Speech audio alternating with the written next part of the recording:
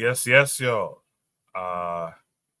It's been a while since I've used StreamYard, and I feel like a stranger to StreamYard now. If you can hear my voice, please drop a 1 for me. If you can hear my voice, I'll be very, very helpful. Let me see if I can pull it up on my phone. That will be helpful to me. But we're using StreamYard tonight. I want to give me a 1. She said, greetings, everyone. Thank you, matron. Just want to say that, ladies and gentlemen, I'm back on StreamYard. This is my 3rd streaming service I've paid for now in the last month or so. If this doesn't work, I don't know what to say again after trying to get back on StreamYard and trying it again. So let's have our fingers crossed for that. In the meantime, I don't usually do it, but hit the Cash App to help with some of the costs of these streaming services and whatnot. You know what it is. I like to jump on here early and let you guys know what we have in store tonight. I see daily affirmations for Paulians out there saying, good evening, Trigger Happy 262 Plus. Drop the 1 for me. Appreciate it, everyone. Tonight, we're going to be discussing, can Black people be racist? Interesting conversation earlier with Kofi, the Black Critic. I saw a few of you in the chat there. That was an interesting conversation. I have a feeling some of that's going to carry over into this show tonight. We're going to be discussing how politics is about family. How can there be good whites when they would have to go against their family, right? We're going to be discussing what is going on with the Bahamian government. We're going to talk about there is no power in disconnection. We must connect the dots. And lastly, we're going to talk about the main ingredient is Africa. That's a food topic. I'm going to also share a little bit of Bahamian cuisine in that topic as well. So those are the topics that we have for tonight. The first topic is a carryover from what we didn't get to last week. Can Black people be racist? So that's going to be Shoot the Breeze topic number 1.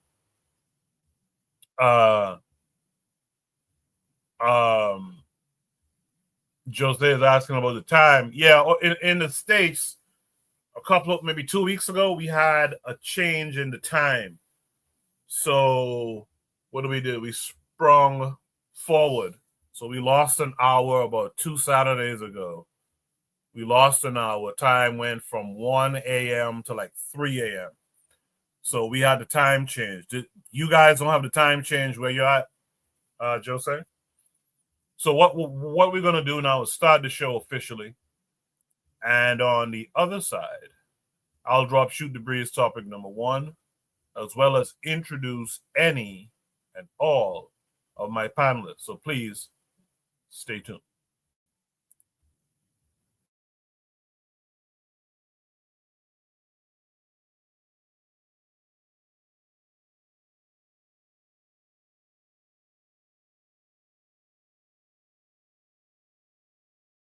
You are listening to the Bitter Medicine Podcast on KWAZ Radio.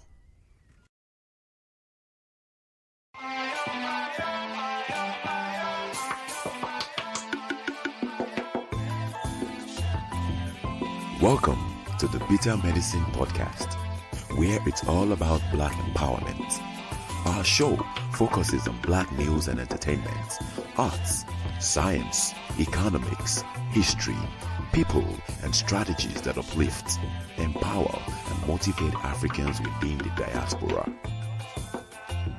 And now, your host, whose favorite color is black, Goku.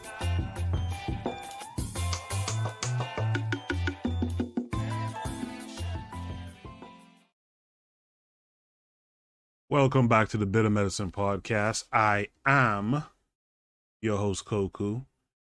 Just want to remind you guys before we get the show rolling that this show is part of a podcast network called KWAZ Radio. There are other shows on the network you are invited to tune into. This is D Webb with the Harsh Reality Podcast, asking you to tune in where we tackle the news of the day that affects our community, only on KWAZ Radio. Peace, family. This is Oni, inviting you to listen to the Pro-Black Perspective, where black problems are addressed with black solutions. Greetings, fam. Tune in to The Learning Curve with me, the revolutionary matron on KWAZ Radio. You are listening to the Bitter Medicine Podcast on KWAZ Radio. Also, make sure you're tuned in to Kofi the Black Critic, Brother Bakari, BBN Network, The Forecast Radio, as well as Realm in the Bush, Consider Cheek, all on KWAZ Radio. Everyone has been pretty active lately, which is good. I won't get into that. But yeah, everyone who's been active has been pretty active as of late. So I appreciate everyone who checks out all the other shows. I'd be seeing you guys in the chat participating. It's really a nice time. So I do appreciate it. With that said, okay, so I was just about to say I didn't have any panelists with me tonight, but it seems that Buana has joined me. Buana, can you hear me?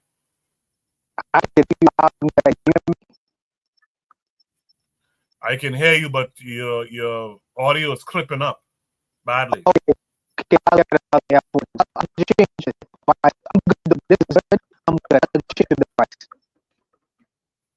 Yeah, I have no idea what you said. It's because it's clipping up that badly. Black Steel says he's on his way, so looking forward to Black Steel. Anyone can join the panel. Any Black equals African person can join the panel. Just click the link pinned to the top of the chat, and you too can be heard on the panel tonight. Shout out to Jack Adero. Hopefully he'll be through tonight. Shout out to Anthony McPhail. Shout out to Marcus McGee. Shout out to all the guys and gals who tend to be out there in the chat, sometimes on the panel, who makes the show even better. I'm trying to filibuster until folks come on up, but I guess that won't be the case. So let me just get into it and drop Shoot the Breeze topic number 1 tonight. By the way, we're on our countdown to 200 episodes of Shoot the Breeze. That's a pretty big achievement. As you guys know, I see Anthony says he'll be up. Thank you. As you guys know, in television, I don't care where it is, if a show makes 200 episodes, a weekly show makes 200 episodes, that's a big deal. And I find it to be a pretty big deal that we've been here. Most of you have been here from the beginning. Some of you are more recent. But all in all, it's a pretty big deal that we've made, or we're about to make, 200 episodes. Shout out to Kofi the Black Critic, who says, "What's up to the fam?"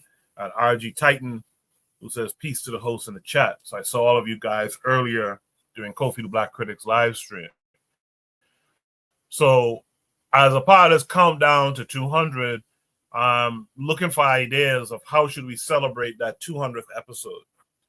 In addition to that, I reached out to some people to do spots for the program. And I want to be Pan-African, so the spots include, it's like, I'm Koku from the Bahamas, tuned into, blah, blah, blah. So it's that kind of thing. And I just wanted to show that Pan-African spirit. You know what I mean? I wanted to show that we got people, participants, and listeners from all over. So if you're interested in recording one of these spots for me, join the Discord if you haven't already. The link is in the description. And if you're interested, drop a 1 in the chat now and let me know, hey, I'll be interested in recording a spot. So we'll play those. We'll place those, strategically about for the listeners to hear. I think it's a good kind of practice to have. With that said, I have some people who join me on the panel again. Let's try Buana again. Buana, can you hear me? Koku, can you hear me? Loud and clear this time. Yes. Wonderful. Wonderful. It's good to be back. It's good to be heard. Let me do some housekeeping.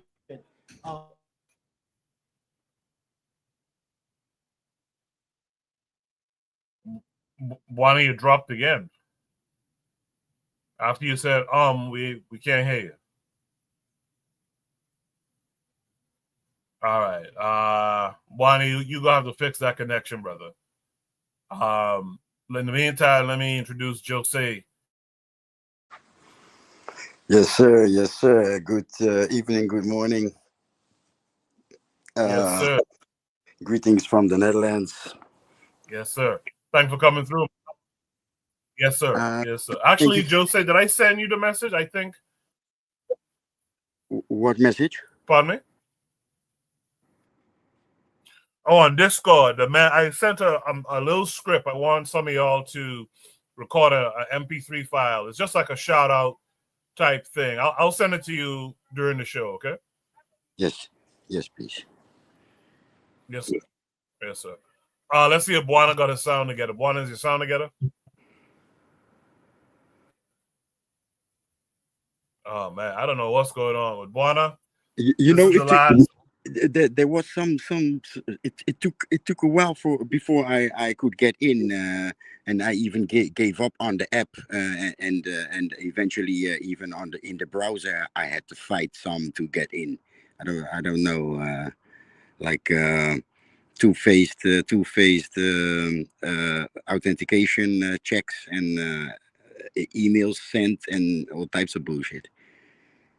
Oh, okay. I guess StreamYard must have added a bunch of like security and stuff. It's been a while since I've used StreamYard, so yes, I don't me too. know. Yeah. All right.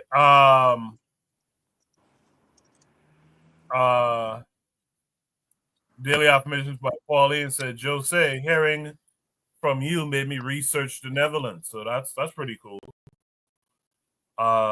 Is there anything you'd like to tell Daily Affirmations by Pauline to look into in particular, Jose? Again? Sorry? In the chat, Daily Affirmations by Pauline says to you, hearing from you made me research the Netherlands. So I'm asking, is there anything you think in particular she should look into about the Netherlands? You were gone, but I guess I'm gonna guess what I missed. Yeah, something particular about the Netherlands that the Pan Africans should know. Not something in particular, but my overall intention of jumping in these types of live shows is to actually share. Because Pan African is worldwide, right?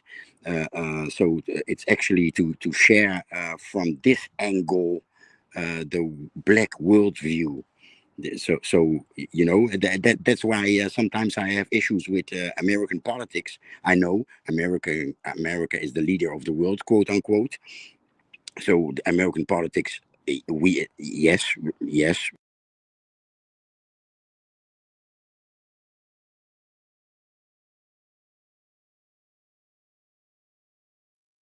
Seems like Jose cut out just now too. I don't know what's going on. Oh, okay. And now? Yes, you're back. Yeah. So for example, politics. If I speak of the politics in the Netherlands, how interesting is that for you, right? If I defend the Netherlands or the party that I and I have been active in politics here.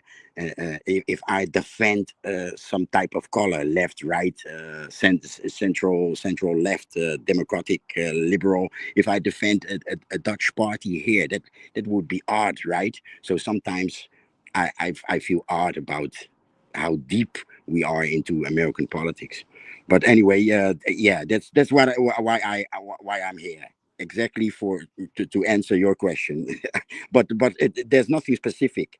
Just in general, a Pan African voice from Western Europe.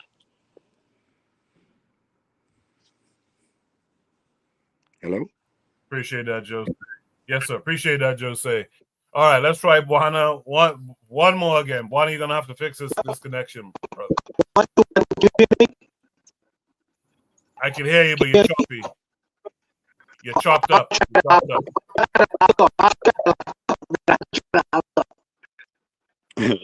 That's very chopped All right, up. brother.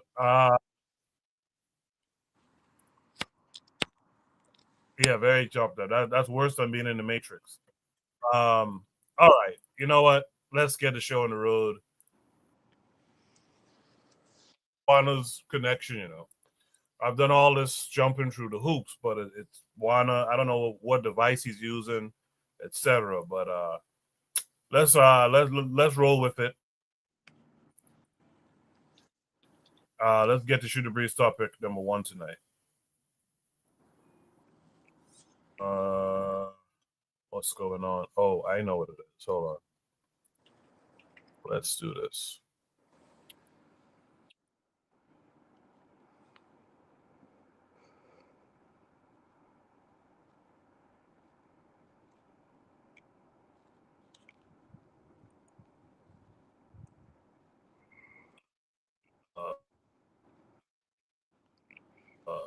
Now it's telling me I don't have a connection. So no.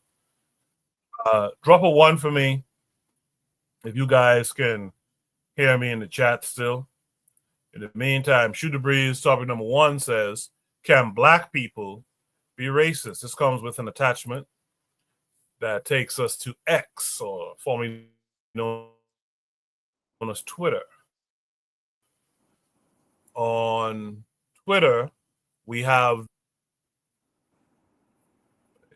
let me make sure you guys can see. Okay, there we go. For some reason, it's moving slowly. I don't know why.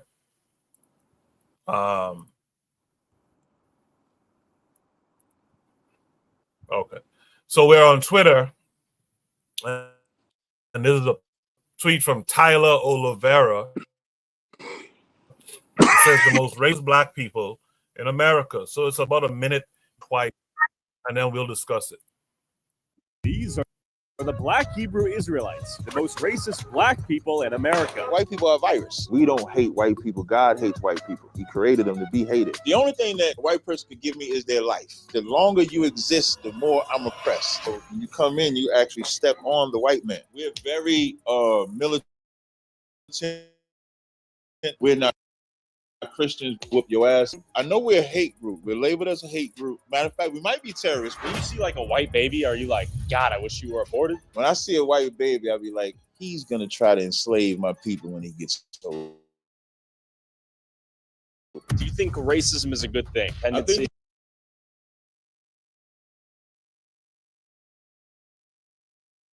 to their own. When did you realize you were an Israelite? 2009 is, I guess, when I started realizing that this might be true. Right now in 2025, I would argue black people have the same opportunity to do anything. Would you agree? Can you show me where we have how we're any different than 1965? White people just want enslavement. White people want black people and Latinos to know your place.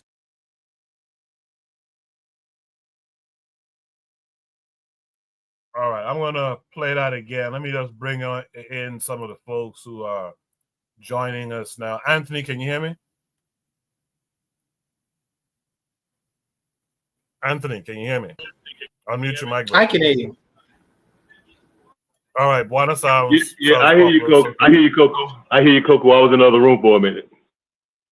All right. Kofi, can you hear me? Yeah, I can hear you. All right, cool. So it sounds like everyone can hear now. All right. Let me play this again. Should be stop number 1. Can black people be racist? Let's do it again.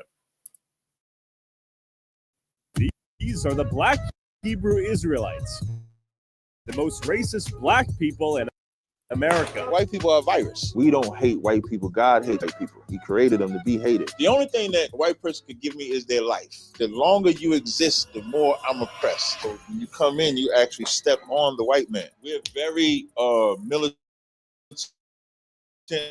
We're not Christians whoop your ass. If necessary. Are you guys labeled as a terrorist? Like, we might be terrorists. When you see like a white baby, are you like, God, I wish you were aborted? When I see a white baby, I'll be like, he's gonna try to enslave my people when he gets older. Do you think racism is a good thing? I think it's a natural thing for ethnicities to stick to their own. When did you realize you were an Israelite? 2009 is, I guess, when I started realizing that this might be true. Right now in 2025, I would argue black people have the same opportunity to do anything. Would you agree? Can you show me where we have the same opportunity? Everywhere. Nah, I don't think Tell so. me why. In 2025, I just don't see how we're any different than 1965. White people just want enslavement. White people want black people and Latinos to know your place. Yeah, I don't think he said anything wrong there. KW Don 7 in the chat says Captain Tazakarak, I think, is a clown Hebrew Israelite flunky. He's a brother. I think he's on Adam 22's show, right? No Jumper sometimes. Yeah, probably. Yeah, I'm sorry. I was going to get the pronunciation. His name is Tazariak. Captain Tazariak. Captain Tazariak. Okay, thank you. Thank you for that clarification. Hold on, let me bring in Black Steel as well. Trigger says nothing he said is dissimilar to Malcolm X. His only problem is he probably thinks we all come from Israel. And the matron says, no, we do not wield the economic, social, or political power to be racist. There is nothing about the functions of life that black prejudice can impact. Prejudice, blacks, just makes whites uncomfortable. By the way, greetings to Sister Raw, KW Don 7, Brother Bakari is out there as well. So greetings to all y'all who joined. We're trying to work out the kinks with this StreamYard stuff now, but we might be on the right path. Let me just welcome in Black Steel this week. Black Steel, how are you? I'm doing good. How about yourself? Very good, man. Good to hear your voice. Thanks for coming through. Yes, sir. Okay, so with that said, let's get to it. Let's get to what you guys on the panel have to say. You know what? I'm going to start with Buana, since we haven't heard much from Buana the last few weeks. Buana, what say you? What's good, everyone? I hope you all can hear me. Koku, can you hear me? Loud and clear, yes. Koku can. Right. So let me first say this. Let's do some housekeeping. So this is a new StreamYard. This is StreamYard. You see that Koku actually did go out and try to get us on a different platform where everyone is heard and everyone is clear. Everyone has the benefit of speaking and having long conversations. All the brothers, y'all in KWAZ, brother, throw Koku to at least $20 to at least subsidize the fact that he is on a new platform and all of us have the ability to speak. $20 is less than $2 per month for 12 months. It's less than $2. You know what I mean? So the brothers can afford it. So please, if you can, only if you can, throw a hand to help subsidize Koku in paying for this StreamYard because it's expensive. That's the first thing I wanted to say. But the second thing is racism. I don't think that. See, this is race. This is white supremacist kabuki. I would define it as that. And the reason why is, unless you in maybe like in Zimbabwe, when Robert Mugabe, racism is coupled with power. So when Mugabe say, I want these South African boys off our land and we're going to kick you all the hell out of here. And then he started calling them pink skin, whatever. But it's a reaction to what they was doing in Zimbabwe. So the Western world would see that and say, well, oh, y'all being racist against us, And Donald Trump said, well, these guys are being racialist by trying to take back their land, targeting white farmers, because they have the power to exert that over the white farmers in South Africa. So the white supremacists will call that racism. We understand that is a reaction to the white supremacist racism. But it really depends on where you stand it. In Uganda, when Idi Amin said, I want all the Asians out of my country. Some Asian supremacists or white supremacists may look at that and say, well, he is being racist because he is specifically targeting Indian people. But it's just half of the story because the Indians was practicing their own form of racialism inside Uganda. But racism, I believe, have to be coupled with power. If there's no power, we just talking about bigotry. Bigotry is something different from racism altogether. Bigotry will allow a person like Captain Tazariak to get a permit, and stand on a street corner talking about the white man, and the white man walking past him every day. Even he'll contribute, even he'll put dollars in Tazariak little box or whatever, money bag or whatever, because he know the white man knows, okay, this guy is just expressing his freedom of speech. He has no power behind it. It's a laugh. It's an entertainment. It's an entertainment. We're not concerned about Captain Cesaria talking about us. So for me, this is just, it's kabuki. It's entertainment. He means nothing by it. If he was really feeling oppressed, he shouldn't drive the European-made car he drives every day. Every day. He shouldn't continue to have the European boss that he continues to have, who's funding his ability to purchase that car every day. If he really feels oppressed, who is building his house? Where does he shop? Is he oppressed when he goes to Walmart and buys the food what the white man grows on his farms? Is that oppression? Give me a break, man. This is entertainment. It's entertaining. You know, I like, Theatre Cesaria, but to me, racism has to be coupled with power. Outside of that, it's just bigotry.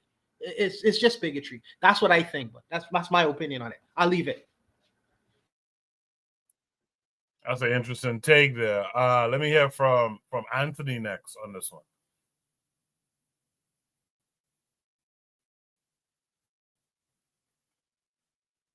Anthony, if you're there, you have to unmute your mic, brother. Oh, I'm back, Koku. I'm here. I was in the other room for a minute. I was waiting on Buana. I'm here. Can you hear me, brother? All right, go ahead. Go ahead, Anthony.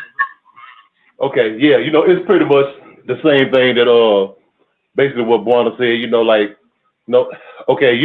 you have to always have to put things in context. Yeah. So I just start with black people in America, right here. Let's say in this country. No, ain't no way black people in America be racist. Because like Buana said, racist mean this right here. I can enact legislation to discriminate against you. You know what I'm saying? It's a government. I got power to enact legislation to affect your life in a bad way, where we could redline you. We could say we could put all you black people in this ghetto, in this hood, the redlining. We can have housing covenants and stuff like that. You know what I'm saying? We could enact legislation that says that you can't ride on the bus with white folks. Or if you do, you got to sit in the back of the bus. You know what I'm saying? The Jim Crow stuff and all that. Things that we all know. Yeah, so like Buana said, I agree with Buana. Racism means it's a power dynamic. No, that's a power dynamic. It ain't, hey man, you can sit up all day and I could call you a cracker all day if you're a white boy. You can call me a nigga all day. You know what I'm saying? It doesn't matter. If it ain't affecting my life, that ain't nothing. That's just day-to-day people, no bullshit. But I'm saying when a government enacts legislation, when you got a white country like America, enacting legislation that discriminate against black people and other people, non-white people, or whatever, these particular groups. That's power. It's the power dynamic. Buana pretty much explained it. No, I'll leave it right there and let somebody else talk.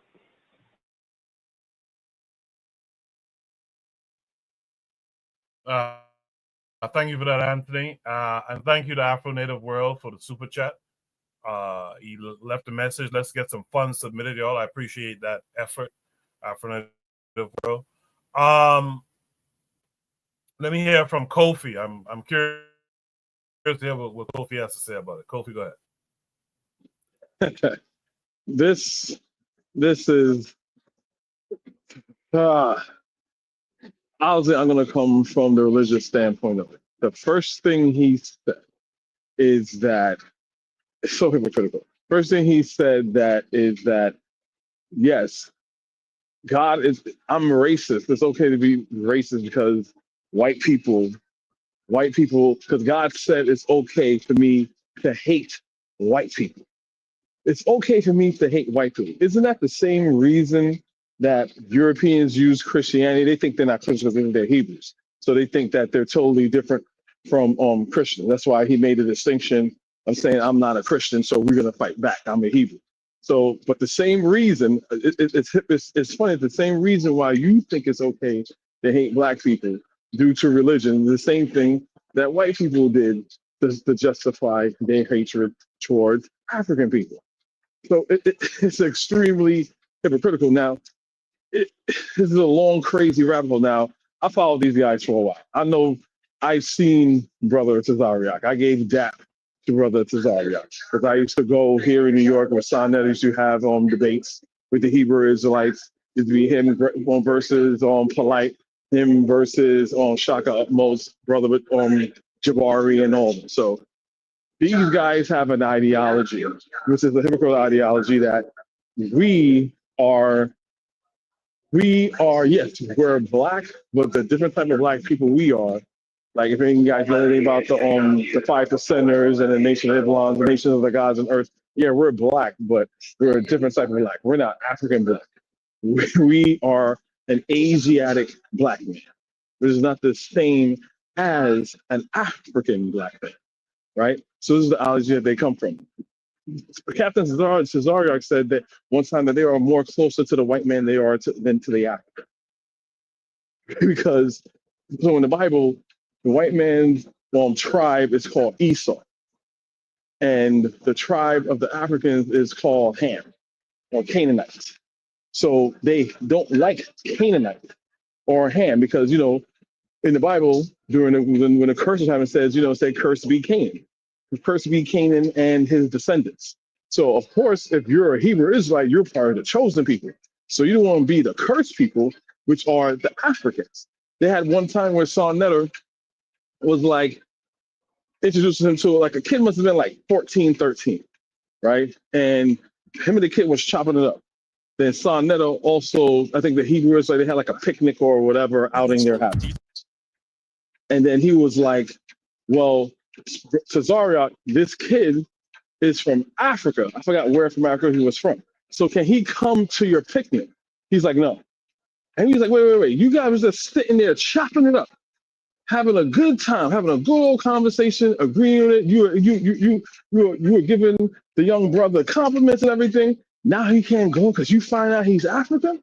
No, there's nothing really personally against him, but the pointing to the Bible and all this other stuff, pointing to Deuteronomy and to the real history that happened, that, they enslaved us, so, he's kind of like my enemy, not him personally, or his people, descendants who are enemies. So again, when you talk to Hebrew Israelites, you are talking to no different than someone that is a coon, like a Jason Wicklow, a Jesse Lee Peterson, a Byron Donald, or these Native American fools that think they're Native American and all that. So this is the mind of Cesariak. Then at the same time, he's going to say that God made white people so we could hate them. Like, come on, this is ridiculous. This is totally ridiculous. The name of his group is ISPC UK, right? They're in Harlem, whatever. Yeah, they do good things. They have food drives. Brothers that come out of prison, they help them get reformed. They do little good things here and there that is commendable. Nothing really that different that the Nation of Islam would do when, they try to rehabilitate and bring people, amalgamate people back in society and things of that. But the religious doctrine is way, way more dangerous than the Nation of Islam or any Christian or anything like that. So to take Cesariak seriously is a joke all in itself. And I'm not going to really mention what everyone's saying about racism, because we understand how racism works. And same thing like Mugabe and Idi Amin and all these other people.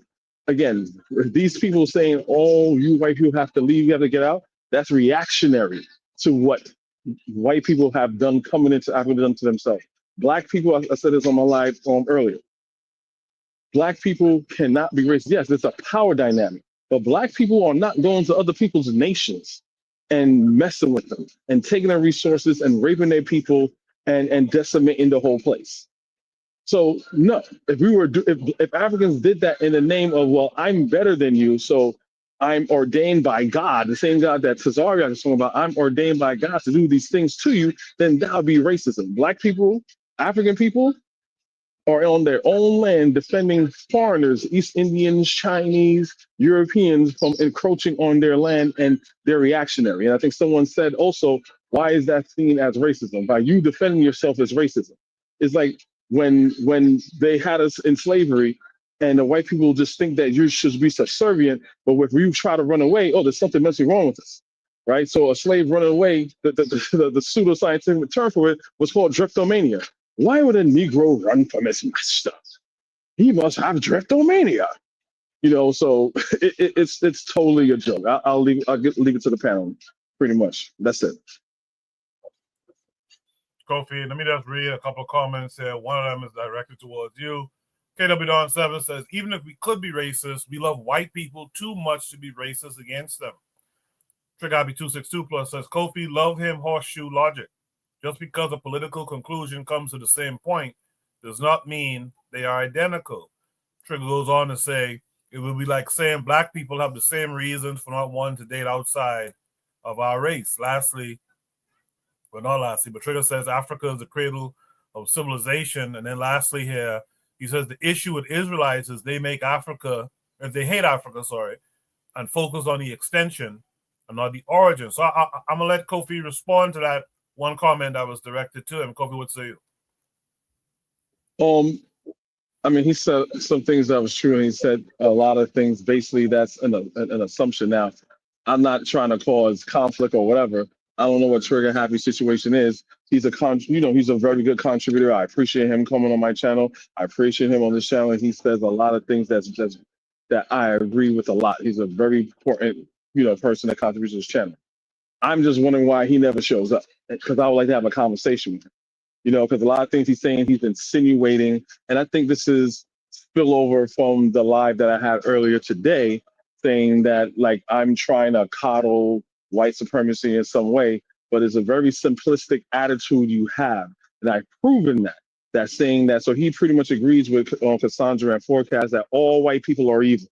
So by me just saying that's just a simplistic, intellectual, lazy way of seeing white people, especially in a historical context, you cannot say that. So I think his little pop shot to me about white people is about that. I would like to again, he was on my live and he didn't prove to me, if white people are so evil, why we're not still in chains? Answer me that. If white people are so evil, why we're still not in chains? Politically speaking, there's only one party that fought for us to get out of chains, if you like them or not, if they have shortcomings or not. If all white people are evil, why aren't we not still in slavery? It's like little stupid simple things. Forecast says, hey, look at the abolitionists, the Quakers. These are people that fought for black people to go under the Underground Railroad from the north all the way to Canada. Those are all white people. So we're saying, oh, just because you're white, those contributions that you have doesn't matter. There was black people, there was white people during the civil rights that died just marching next to black people. What the hell is he talking about? That's what I'm saying. Is like you're turning into a white person with your ideology of hate, right? Mentally, you're turning into that, because black people globally have a moral standing. We don't have to be racist in order to inflict power. That's the type of power that we want. So he just basically sounds to me like he's adopting white supremacist ideologies. Because if I'm saying, hey, here's a group of white people that are good, that sacrifice themselves in protection of black people, and was calling out all the evil white people, you too short-sighted and too hateful to acknowledge those group of white people. But if I acknowledge those group of white people, I'm exonerating all white people from evil deeds. It's just simple. It's just retarded. That's it. Appreciate that, Kofi. Let's hear from Brother Bakari next. Brother Bakari, what say you? What's going on, man? How you doing? Good. Thanks for coming through, by the way. Yep. Well, on this topic, I'm always the lone wolf, and I don't mind being the lone wolf. I agree with what Bawana said. Racism and bigotry is different, even though if you look in their dictionary, it would be the same. But I get tired of standing in a position of weakness and I try to erase the word can't out of my vocabulary. Can black people be racist? Yes. But see, it's according to how you see it. If you're looking at the definition they gave you, I won't say can't. I would still say can, because we like to say we don't have the ability to affect people, money, and so on and so forth, and how they work. If black people decided to control the economy in their own community and just say we ain't gonna shop at Hunji and Yon anymore, would we be affecting someone else's economy? Yes or no? If we say we ain't gonna go to them the nails and only shop with black folks doing nails, we gonna be affecting them, right? So when we say we don't have power, I don't stand in that position. We don't have all the power that we want or all the power that we need, but I reject that at all costs. The reason being, and even if I felt that way, the reason being, I ain't gonna never say publicly to none of these folks out here, to my opposition, that I can't be that because y'all don't let me have power. So I'm the lone wolf on this one. Racism, we the same race. We come together, we coagulate, we take care of ourselves. That's racism. I'm a racist because I'm dealing with my people. That's what I'm concerned about. That's who I want to see do better. That's what I'm working for. That's who my book drive is for. When I go out and talk to the youth, when I have opportunities, I give them to black folks. I can't keep saying, I would not continue to say, we can't do this and we can't do that. So therefore, we just can't be. I'm going to say we can be, we are, we can be powerful because we have power. We get out. Your people like to say words have meaning. If we believe that words have meaning, you constantly tell yourself you can't. Then your youth is hearing you saying you can't. Then their youth gonna hear them say they can't. Eventually, everybody, shit, we're in this position because we can't. So I don't give a damn. So to answer your question, yes, we can be racist. You see, that's why I like. Hey, Goku. No, let me. Can I say something real quick about that? I want to address that real quick. Yeah, go ahead. Okay, to my brother Bakar, man, peace and blessing to you. Much respect to you. But I think this is what I'm gonna say. I think that, like I always say, I put things in context. Now, if you heard what I said, I don't know if you thought about what I said, but when you heard what I said, I was talking about it in the context of America and black people in America. Okay, yes, you could hold your money, you could do all of that stuff that, you know, I mean, that can affect the economic pocketbook. But what I'm saying, when you're talking about racism, black people can't enact legislation to discriminate against other people, like Jim Crow. That's what I'm talking about. The United States government did that to black people. You know what I'm saying? They enacted legislation, Jim Crow laws, black codes, and all that stuff. That's what I'm saying when I say can't about racism. I'm not talking about black nationalism and keeping your money and us building our internal community. That's a whole different thing. That's not the same thing. I'm talking about a government enacting legislation to discriminate and to do all of the shit that they did against black people. That's a government doing that. That's not just a group of white folks saying we don't like. This is a government. Black codes and all that stuff was stuff that was passed by legislation. Black people don't create no legislation. You can't name me some legislation where black people did to discriminate against white people, against anybody else. It's a different thing that I'm saying holding your money and building our internal community and affecting pocketbook by not giving your money to other people. That's not what I was talking about. I mean, I don't know if we got lost in translation or whatever, but that's what I was talking about. I wasn't talking about us being internally strong and building for ourselves and doing for ourselves. Racism is a power dynamic where I can discriminate against these people. I can keep these people in second-class citizenship. I can take away these people's voting rights and all of those shit right here. Black people, we can't do that to white people. I mean, that don't have nothing to do with us being weak or nothing. That's a government with a law and legislation behind it. And I'll knock off right there. Real quick, I also want to add, hold on. Wait a minute, Kofi, because he responded to me, so let me go back to him right quick. All right. I wasn't talking about one person. I'm just saying that's what I always hear, can't. And he said to black people, I wouldn't, if you think about the government, even when you come to the government, economics, your finances, the things that we do can shape how the government is run and what the government do and how the government handle us. If we put our money where our mouth is, I was not talking about one person. No, we don't have the government control where we can do that. But to say we can't be racist, the question, because I was just clearly just responding to the question, can we be racist? And I say yes, we can be racist, because there's a lot of things that we always say we can't. So I just stand in a different position, because I'm tired of hearing our young people watch this. What are our 20-year-olds gonna think if every time a question is asked, it's like, we can't, because white people haven't given us the ability to do it. So I say we can, because since I'm in opposition to them, I'm not waiting on you to give me an opportunity to say I am that now. That's why I ask people all the time, when was the last time you drove past the Arab in your community? Yeah, when it comes to the government, I wasn't talking about the government, but I also wouldn't responding to one person either, Anthony. I wouldn't respond. I wouldn't responding to one person. I wouldn't. My bad, bro. I'm sorry about that. No, you good. It's funny to me. It's a good conversation. Actually, it's a good conversation because we're getting an understanding of what both people are saying. I agree with just like you agree with some of what I said. I agree with what you said about the government, but I wasn't thinking of the government when they asked that question. Go ahead, Kofi.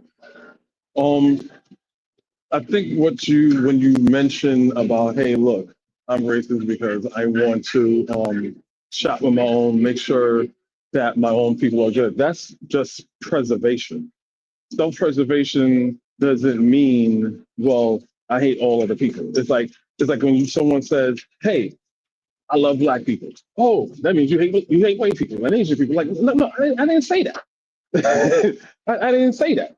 You know what I'm saying? This doesn't mean because I loved I loved all the women in my family means I hate the women in your family. It doesn't make any sense. And I think we're getting a little bit confused because we're speaking English, and I'm a word guy, and we're using it in the context of, and we're not using the correct context. Black people can't be racist. You have to take the context in the historical context, and you also have to understand what the word racism means. It's a prejudice or dislike towards a racial group of people, right? Historically speaking, Black people have never been racist towards other people. You know what I'm saying? Based upon just skin complexion.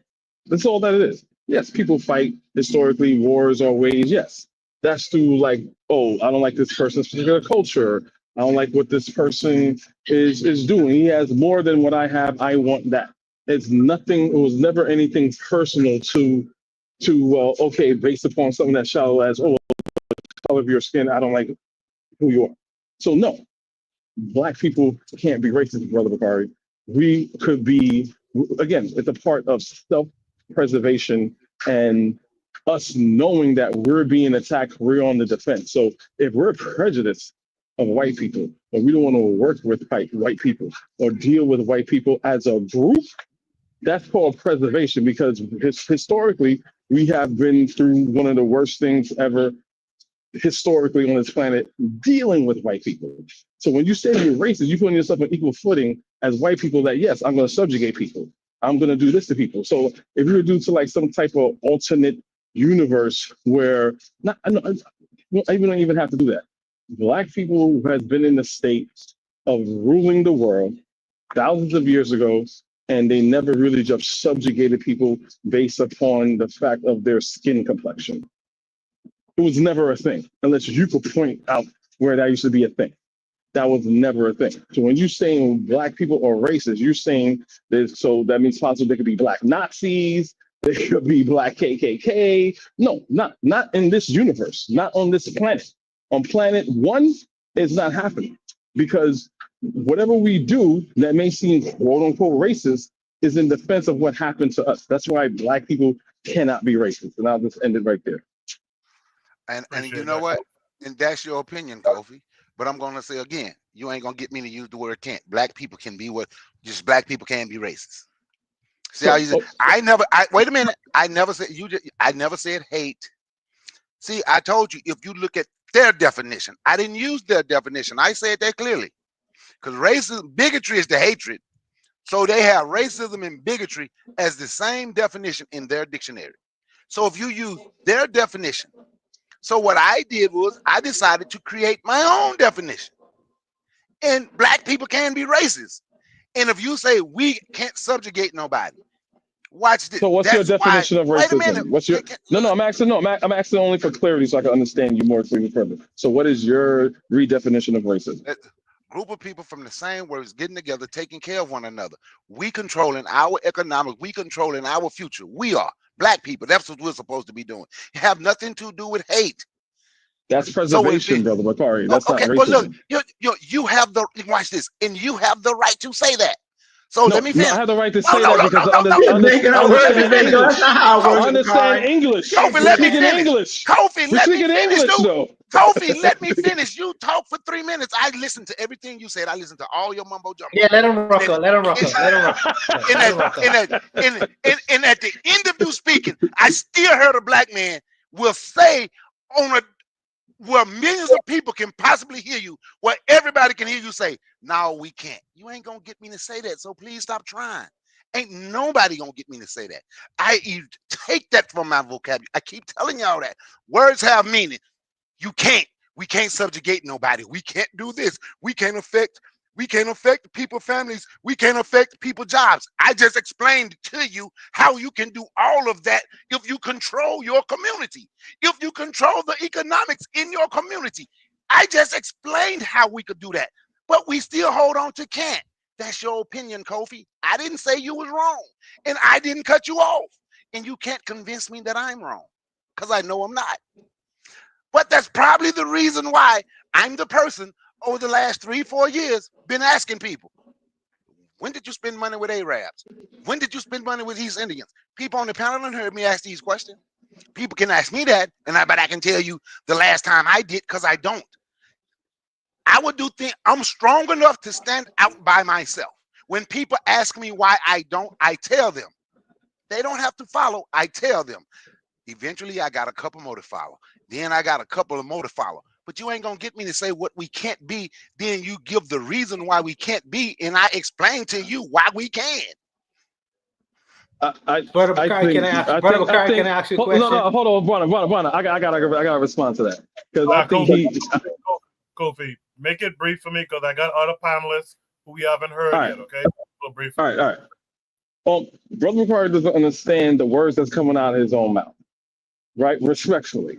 Because you can remix, redefine something, but if you speak in the white man's English, you're using the white man's definition, right? So you can't, if you say, I want to do all these things, right, which I agree, to make sure black people thrive, that's called preservation. You cannot call it anything else. If you call it anything else, yes, you're right. You're in the class by yourself because what you're saying now, I'm gonna do like you, Kofi. I'm gonna do like you. I'm gonna cut you out. That's what they do. When you all say when y'all say white folks racist to y'all, then y'all would turn around and say, yeah, they're preserving themselves. White people want to see themselves constantly exist. So why is it when they preserve, because y'all compare everything to white folks. So if they are being racist to preserve themselves, and what I am doing to preserve blackness, why when it comes to blackness, it's only considered preservation. Simple. But when they do it, it's considered racist. I'm going to tell you because they're doing it based upon the fact that you have resources, they don't, and they're insecure about themselves. So they're going to wage political, social, economic war and military war on you. What we are doing is preservation in preservation for what they're doing. So it's not the same. Basically, you're saying if I come up to you right now and I punch you in the face and you punch me back, I'm calling you the aggressor. No, whatever you do from this here on out is used to preserve your life and your respect. And I think that's what you're not understanding. What you're doing is to preserve your safety. So just because you hit me back doesn't mean, well, oh, so now you violent just like me, the aggressor. That makes no sense. It's like trying to explain what's going on. Self-defense can also be violent. Self-defense can also be violent. I'm not saying that it shouldn't. I'm saying Hey, how brother, that's why. get other brothers a chance, y'all. Get other brothers a chance, y'all. Yeah. All right, cool. We rehash it out later, brother McCarthy. All right, let's hear from our brother Jose, who's been waiting patiently. Jose, what say you, daughter? Can black people be racist? Yes, sir. We have to if we want to preserve our race, right? But we fail miserably. Hence this conversation. Somebody has his mic open. Somebody has his mic open. So we feel miserably. Brother Bakari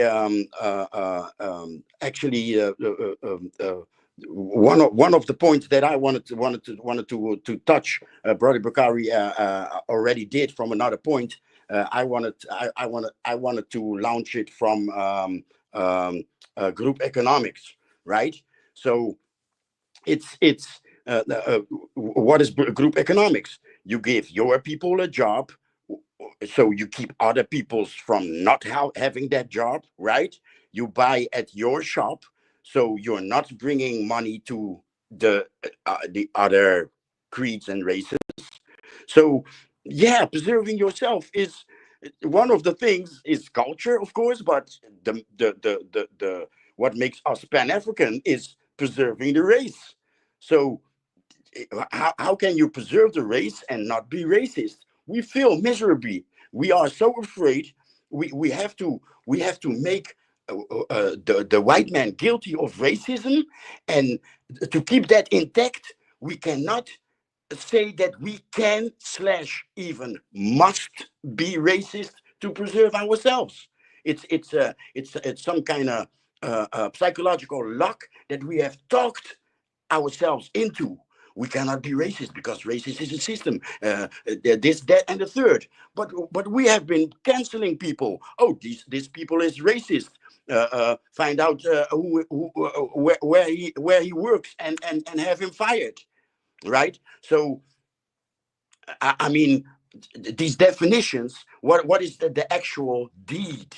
You know, and I even want to make it need, because self-preservation. I mean, come on. So yes, we can be. We fail because we're not serious with group economics, and we fail because we're too humane. We're too humane. I have right friends, right? There comes the line. I have right friends, but I am Pan-African first. And so how do I look to my white friends? It's getting crazier by the day, right? These motherfuckers, when they are losing, how they came into power is how they are going to defend it, and we're looking at it right now. So I think about, okay, I have my the colors of Benetton. We were literally called that way in our 20s. We were literally called that way. The colors of Benetton. There's a Chinese. There was a Jew in those days. A lot of Palestinians, because in that village, it's like Rotterdam for Cape Verdeans is Palestina for that village. A lot of Palestinians. And I have to think about, okay, when the shit hits the fan, when those Eastern Europeans, where there's not much immigrants, non-European immigrants. That's the actual words. In the United States, it's just immigrants, but here it's non-European immigrants. So if those motherfuckers start to march in the streets looking for immigrants, right? Like the images that we saw in Libya, right? If that happens, my Dutch friends, my Czech friends, my Palestinian friends, my Moroccan friends, my let me see, do I have Dutch friends? I don't know. My German friends, they cannot defend me. They will be killed first. Like, hey, are you a race traitor? So what is preserving ourselves? It actually comes down. The closest Palestinian friend I have already told him, when the shit hits the fan, we are very close. You and me, we are very close, like brothers. But when the shit hits the fan, you better go to the Moroccans. They are the biggest one, closest to you, an Arab. But you go there, and I go black. And it's over. I mean, cool. We've shared a lot of things. We shared good times, we shared bad times. But when the shit hits the fan on that level, you better hide with the Moroccans, because I'm going black. Squabble up. I like that. Thank you for that, Joseph. That was very clear, concise, to the point. I appreciate that. With that said, let's hear from Ditso. Ditso, first of all, how are you, Ditso? I'm doing great. Thanks so much. How's everybody doing right now? I hope everything well. Cuckoo, thank you for having me again. No problem. Kofi, well, I can't see the names who are in the panel, but everyone in the panel, pura vida. So, I just came from the panel of Search for Uhuru in this line of conversation. Anyhow, I'm going to be to the point. Can black people be racist? One, the answer is yes. Two, can they be racially and politically control of that racism? Relatively no. So simple as this: can the Afro-descendancy of slavery in the Western Hemisphere have a whole series of prejudices? Yes. The problem is that prejudice is also subjected to a geographical location. One of the worst aggressors, without doubt and hands down, is the United States population. Most of them, not to generalize, but most of them have serious issues with xenophobia, serious issues with ethnical cleansing or ethnical erasure. Many of them have problems with a revisionist perspective of history that then enables not only the two prejudices that I said, but also a grade of misunderstanding that the concept of race is obsolete. There's no such thing as race. However, to be very clear on this sense, the problem persists in three lines. One, education. Undoubtedly so, today the education within the United States is extremely problematic, if not close to a fraud in many ways. Two, parents. The parents today lack that capability of educating over this type of subjects. They just don't. And most of them, they transmit their own prejudices. So we have multi-generational prejudices in the communities. That's a given fact. And the third major aspect on this is that undoubtedly so, the multi-generational hereditary hereditary of prejudice becomes a tool then for charlatans to make up a whole bunch of story and bullshit like we're black Indians or we are black Israelites or any of this BS that is happening. Of course, since I'm Latin American, then I'm gonna hear, what about Latin America? Yeah, we have our own problems, and trust me, I can go hours on it. But the problem is here in the Western Hemisphere, all these issues do emanate from, and I've said this in prior programs, the lack of, in the last 200, 250 years, of doing the homework of decolonization and an accurate decolonization. Two, the supremacy of one country over others in the Western Hemisphere, and three, that hegemony of that particular country has now pretty much exported their privileges internationally. And one of those facts is that this South African apartheid that was set up was a direct model of what's happening in the United States.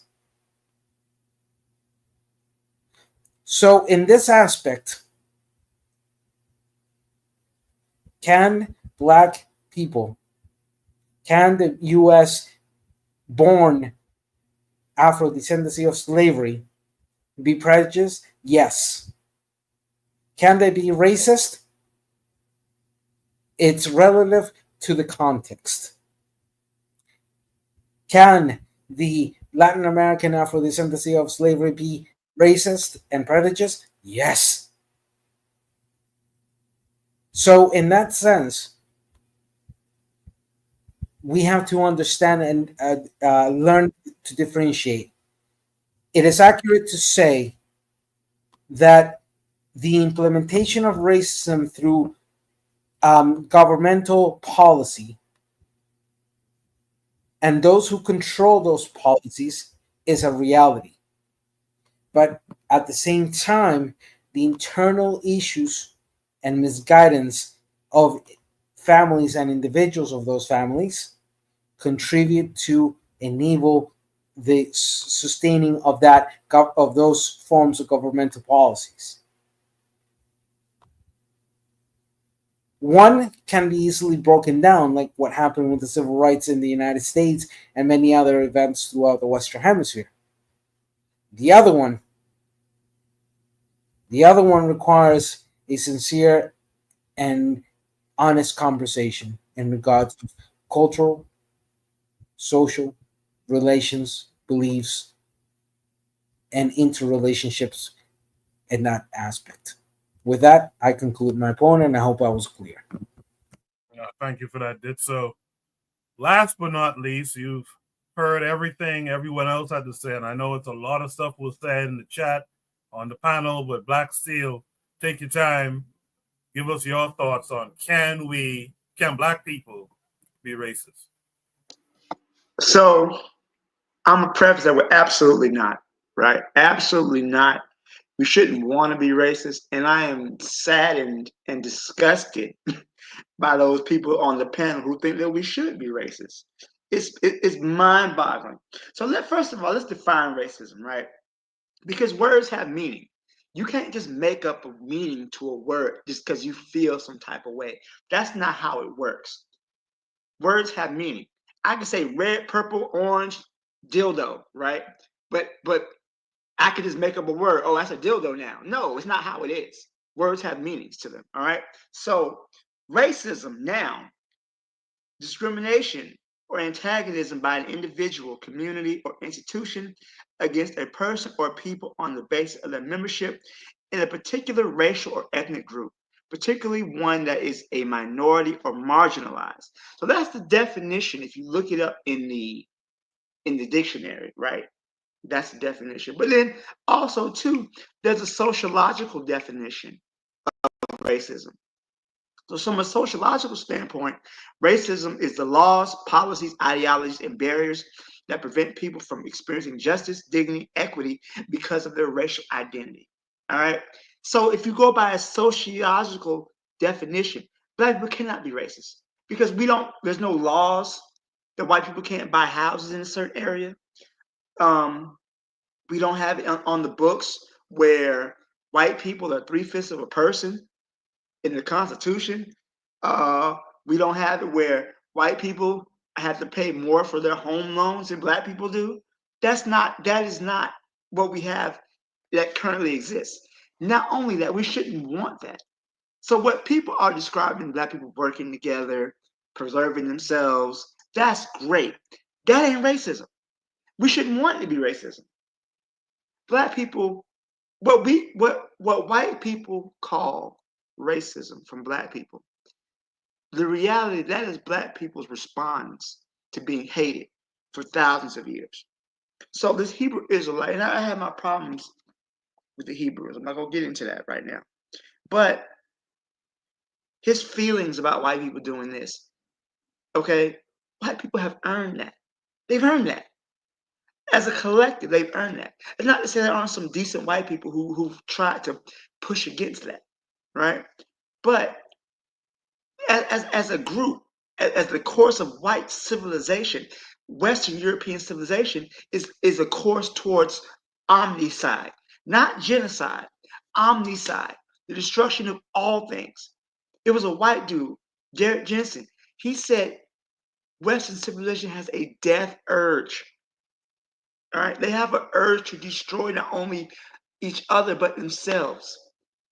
So no, black people cannot be racist. We're not motivated by the same demons that white people are. If I want to go shop at a black grocery store, that is not racist. If I want to go and donate some money towards a black organization, that's not racism. Right? Because our histories are very different.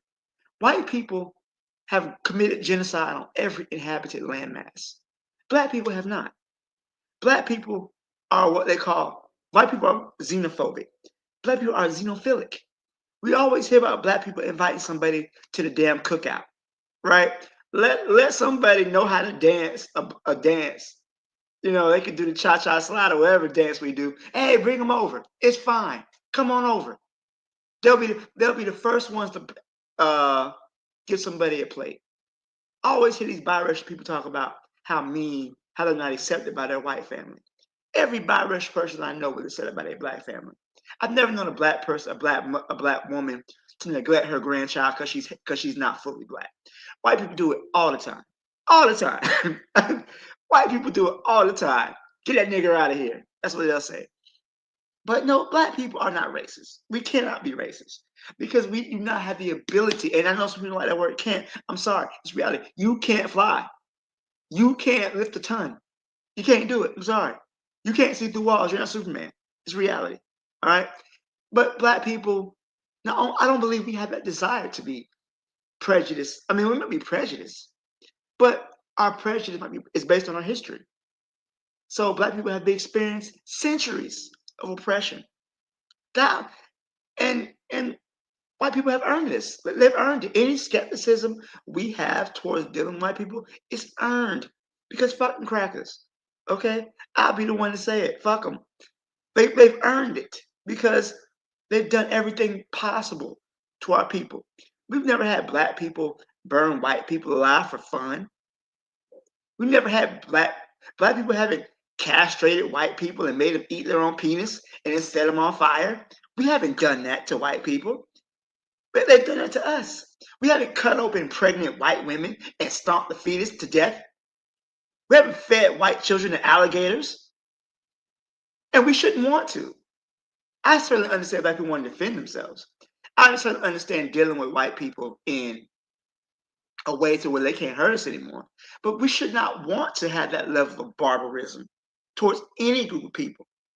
Defend ourselves, protect ourselves, that's fine. I support that. I agree with that. But other than that, black people can't be racist. And what people call black racism is just us responding to their prejudice. So it's more of a, hey, you did this to us, we're not gonna let you in our group. Because when you've come amongst us, you've hurt us. So no, fuck you. That's not racism. That's not, hold on, I'm gonna finish because so you can kind of long with it, brother. Let me finish. But no, overall, no, what we have is just merely self-preservation. We're dealing with a hostile group of people that has focused on subjugating the natural world.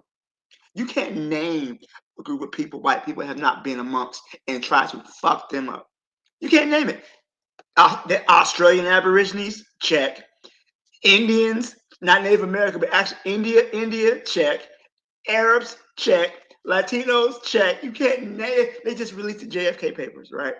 And in the JFK paper, they talked about how the United States was planning to destroy Cuba's crops, destroy their food because they wanted to revert back to communism. They were trying to create mass starvation on the island because of their political change, right? So overall, no, Black people can't be racist. We shouldn't want to be racist. We should want to protect ourselves. We should want to organize within our group. But racist, no, we're not. All right, I'm done. I'm just going to quickly say this. This is the first time I'm able to go before Black Steel, and it's the first time I'm able to set up the conversation guessing what Black Steel would actually approach would be. There were a lot of commonalities between what I said and what Black Steel was saying. I'm just going to say this. White people approach with caution, occasionally very harmful, very rarely, mostly unharmful. Okay, can I say something right quick? Yeah, if there's any last thoughts, Bakari's gonna go. If there's any last thoughts, just jump in, but keep it brief because we've been on this topic for a little bit now. Okay, go ahead, Bakari. Go ahead. See, I notice how Black Steel said he disgusted if black people want to be racist. He's that mindset, like I put in the chat, is part of the reasons everybody can come in your community and neighborhood and control the economics. Because we want to be friends with everybody and blame everything. Oh, why somebody killing you? Yeah, they hate you. That ain't that's bigotry. They want to kill you. Is it necessarily racism? Like I said, we will say Asians are racist. We will say Asians are racist. We will say Latinos, and you know I'm not lying, Coco. Asians racist. Haven't you heard that?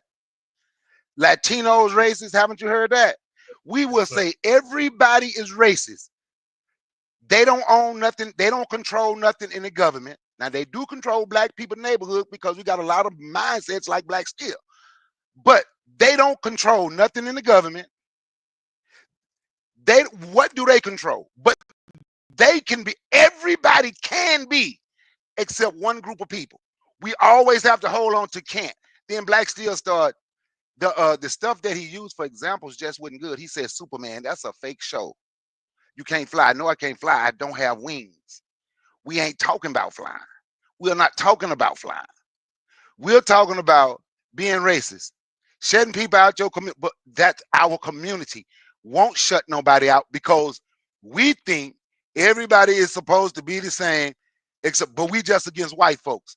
White folks ain't done nothing to black folks. Arabs ain't done. Maybe in this country, but they ain't done nothing that Arabs ain't done. All around this world, everybody, and today, everybody treat black folks bad, and we talk about how racist everybody is against us.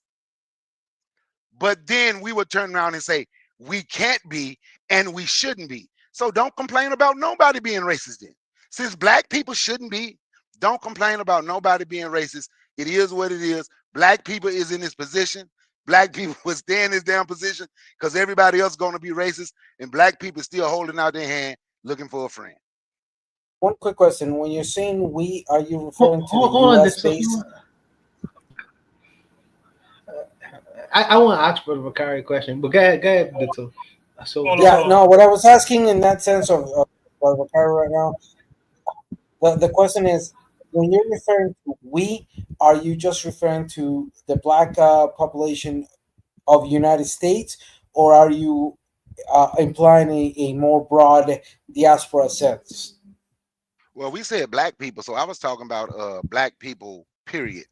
But if we just talking about here in the United States, because I talked about the things that Arabs have done, and people talk about how racist Arabs are. And I was just talking about how everybody can be racist, except one group of people. Everybody can, but black people can't. Everybody can do a lot of stuff, but when it comes to black people, we can't. Y'all, we've been on the subject for an hour, 21 minutes, man. We got to roll, we got to move. Yeah, man. Yeah, man. I'm gonna go, Anthony, man. I know feeling. But I wanted to. Okay, I'll let it go. Go ahead, Coco. Go ahead, bro. No, why not go make a statement, keep it brief, and then we'll move on. Quick question. Yes, sir. And I know the brothers want to move on. The only thing I wanted to ask Brother Bakari and did so, as briefly as possible. Could your brothers give me an example? Brother Bakari being from America, give me an example of a black sundown town that is legislated in America's history. I just need an example of that. And Ditto, give me an example of a black South American racism because I've never heard of the term in South America in terms of black racism. So give me an example of that. Oh, that's all I need. Quick example. Okay. They can't because it doesn't Wait exist. a minute. Okay, watch this. See, he quick to speak, the educator. Mound Bayou, Mississippi, ain't nothing ever lived there but black people. It's the first and it's the oldest and still standing all black town in the United States. And when the Klan Whites only. came It said blacks. wait a minute. Wait a minute. Yes, Okay, I'm nothing sorry, ever I'm sorry, lived. I'm sorry. Nothing ever lived there but black people ever in the history, ever, and it still exists. And when the Klan came to burn it up, 15,000 black people met them in the streets and kicked their ass. Okay, that's a very good example. So what if Joe Blow, white person, decide he want to buy a house? I don't know Joe in Blow. Mount Bayou, Mississippi. What if a Guess white what? person Ain't nobody ever lived there. I can't answer that question because ain't nobody ever lived there. Hold on. Let's play that little game. A white person want to move into Mountain Bayou, Mississippi. What's going to happen to him? It's not a game. He asked No, a I'm question. saying, I answered. if he wants He to asked buy a a question house, and I answered. Okay, so Bakari, if a white person wants to buy a house in that area, what's going to happen to him? I have no idea. I ain't never bought one there. So is there a law that says he can't move there?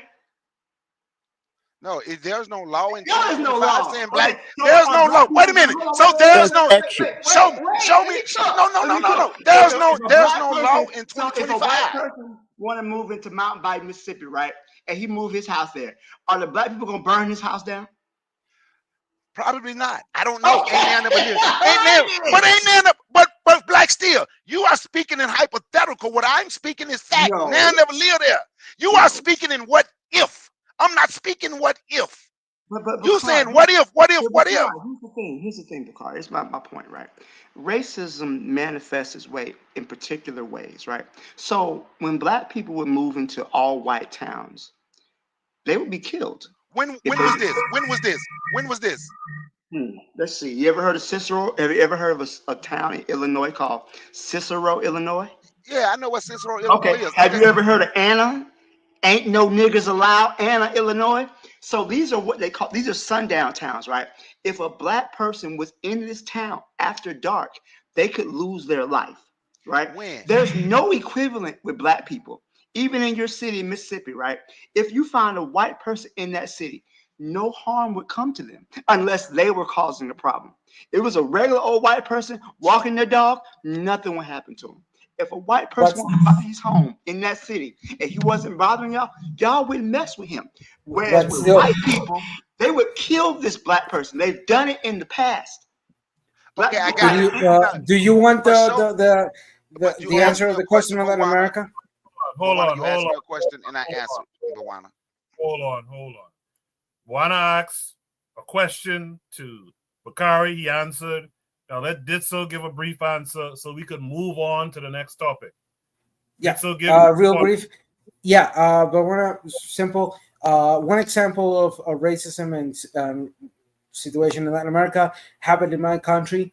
The descendants of slavery that were living in the Atlantic coast, an area called Limon, were not allowed to enter the capital up till mid last century, around 49 and 50. That was when that changed. They were forced to speak English standard, were not taught Spanish, for example. And they were black racism. So black racism, not white racism against blacks. Blacks practicing.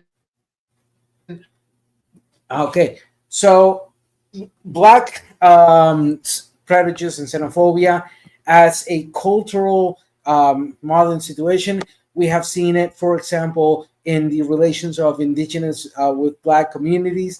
In some circumstances, there has been conflict because of territorial as well as political and social and economic strives in that sense. We have seen in that aspect where a xenophobic stance of because of a migration of Nicaraguans happening a lot towards not only San Jose, but throughout the whole country, where Limon did establish certain rules to minimize or eliminate the Nicaraguans, even if they were Afro-Nicaraguans in that sense.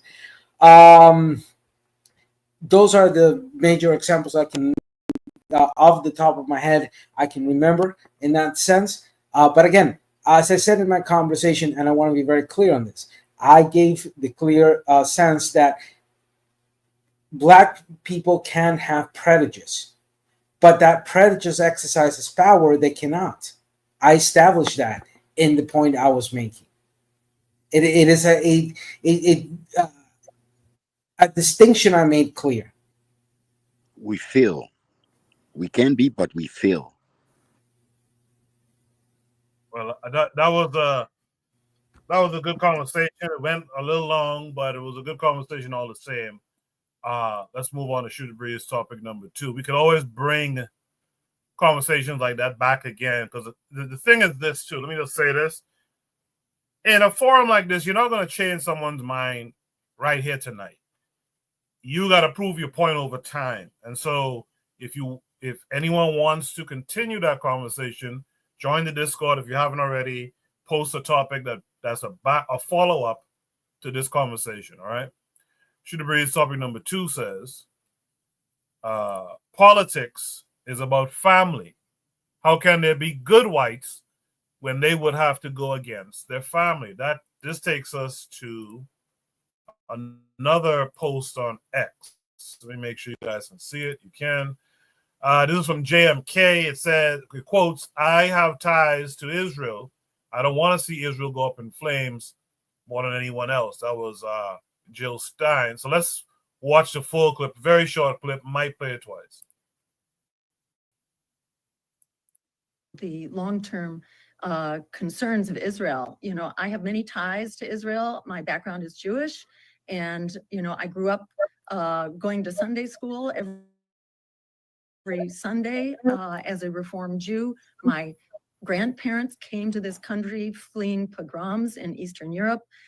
My grandfather's name is Israel. So, I have family ties, strong family ties to Israel here. And I don't want to see Israel go up in flames any more than anyone else.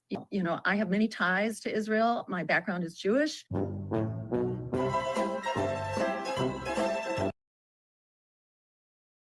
The long-term concerns of Israel. I have many ties to Israel. My background is Jewish. And, I grew up going to Sunday school every Sunday as a Reformed Jew. My grandparents came to this country fleeing pogroms in Eastern Europe. My grandfather's name is Israel. So, I have family ties, strong family ties to Israel here. And I don't want to see Israel go up in flames any more than anyone else. I have many ties to Israel. My background is Jewish.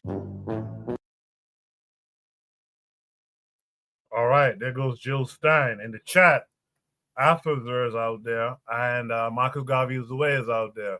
In the previous prompt, she said Black people can't be racist, but should be.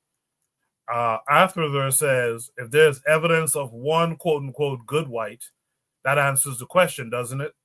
Next question. I get it, but I don't like the dismissiveness sometimes from some of you guys, man. There's clearly someone wants to discuss something here, so let's not ignore their wish to discuss whatever it is that's being presented.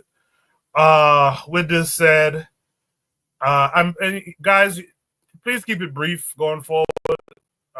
Keep your responses brief going forward. I'm going to start with Ditso on this one. Ditso, what are your thoughts on this? Okay, thanks so much, Cuckoo. I'm a bit confused on the phrasing of the question in that sense, because first, politics is about family.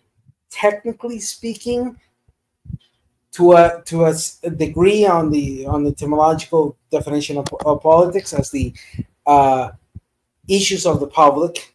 If we go for the strict etymological translation from Latin, but in the second part, how can there be good whites when they would have to go against their family?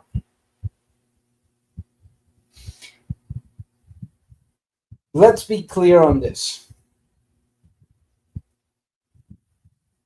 Are there people that we construe as white, who, in the event of the course of history, have joined the side of justice and get things right, etc.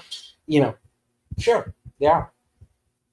Just like the majority of those people that we construe as white were actually very allied to the status quo and benefited from it and made themselves rich out of the misery of our people.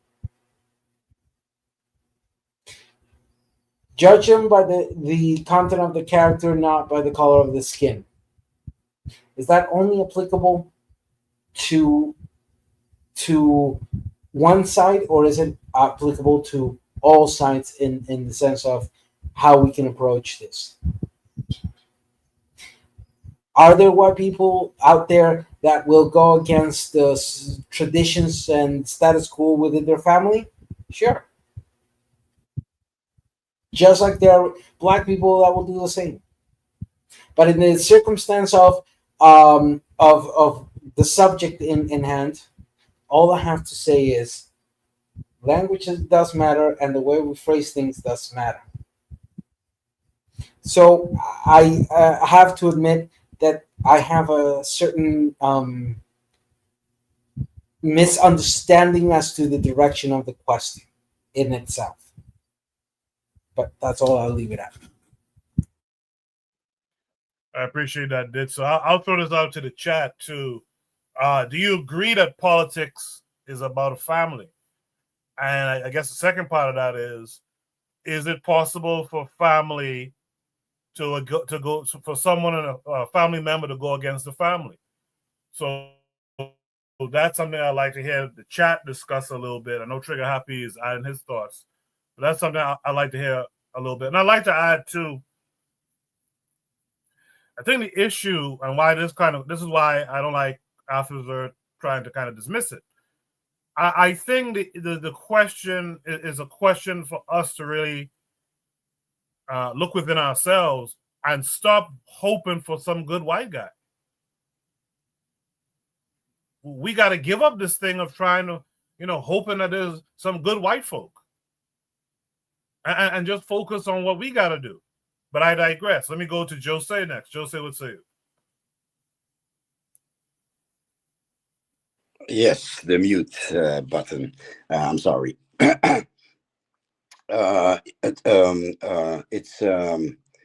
It's politics about family is a question to me, because one side, if we speak American politics, because in here it's like 30 parties, but if we take the American politics as example, one side is about family. It's the preserving side. I mean the conserving side. See what I did there? and the other side is well, I don't know. It was the worker side, the social side, the group where the wealth should be trickled down to. And that side is nowadays it's liberal, quote unquote, and liberal is very individualistic, even so much so that they started to invent genders. So yes and no. If we look at today's left, which is not about family anymore. It used to be family because it was for the laborer, the worker, and the worker also had a house and he wanted a car, or he needed a car, and he wanted to send his children to college, right? So it used to be about family. Nowadays it's I don't know. It's like in the Netherlands there is a term for it. It's koopvee, and it's buy cattle, meaning consumerism, lifestyles, and lifestyles. How do you maintain lifestyles? Well, in the mall. You know what I'm saying? Follow me. So It's about family, yes and no nowadays. But the other part of the topic, how can there be good white folks? I have, like I said, I have white friends, and I haven't seen them for a long time, and social media reunites people, right?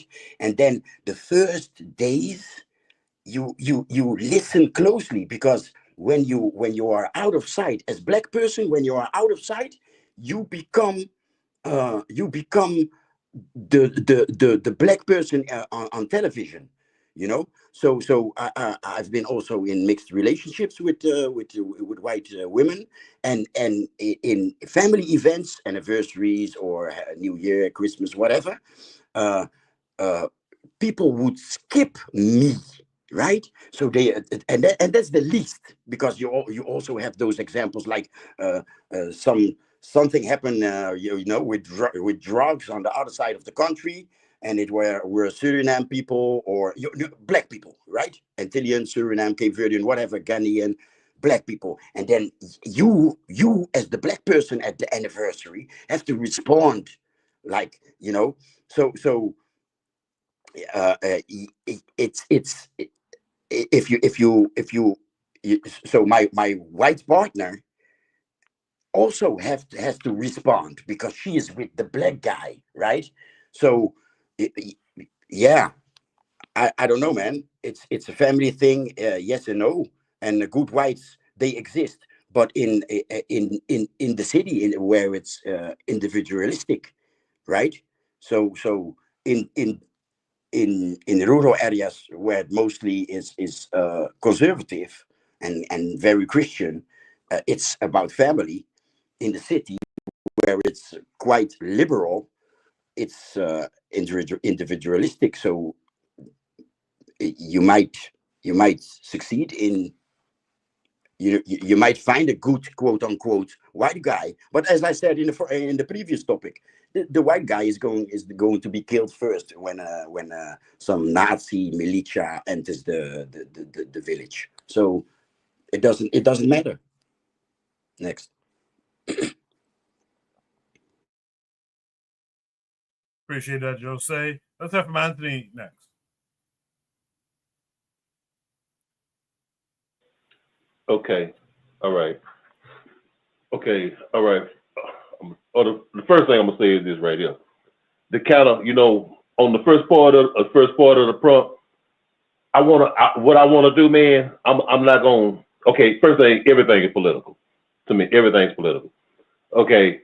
But I'm saying the way that prompt was set up, the way I kind of like, it was kind of confusing a little bit. I was trying to find exactly,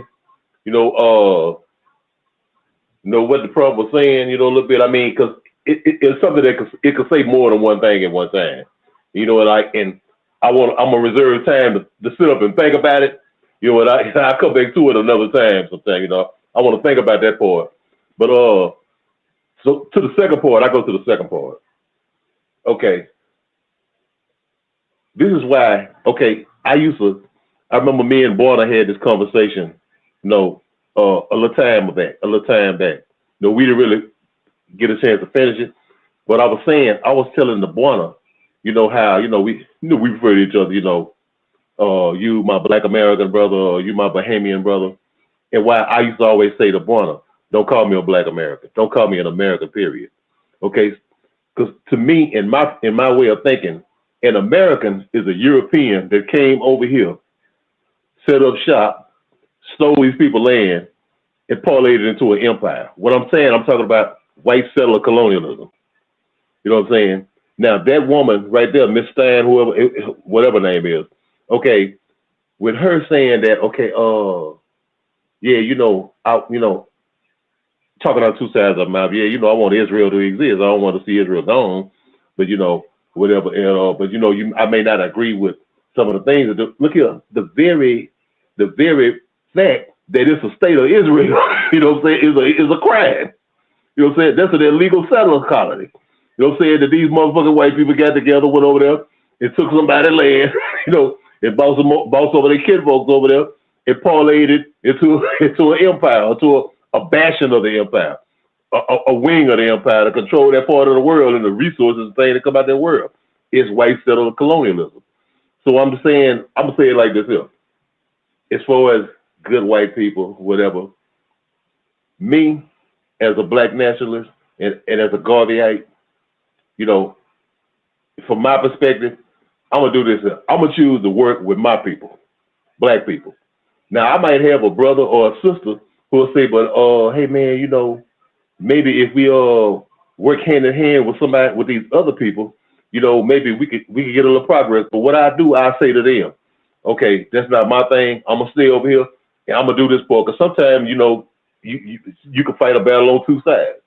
But I choose to work with my people, and I tell my brother and sister, okay, if you feel like you could do something over there, make progress, you know, by going over there and working with them and seeing if you could change minds or whatever, even though I personally don't believe it.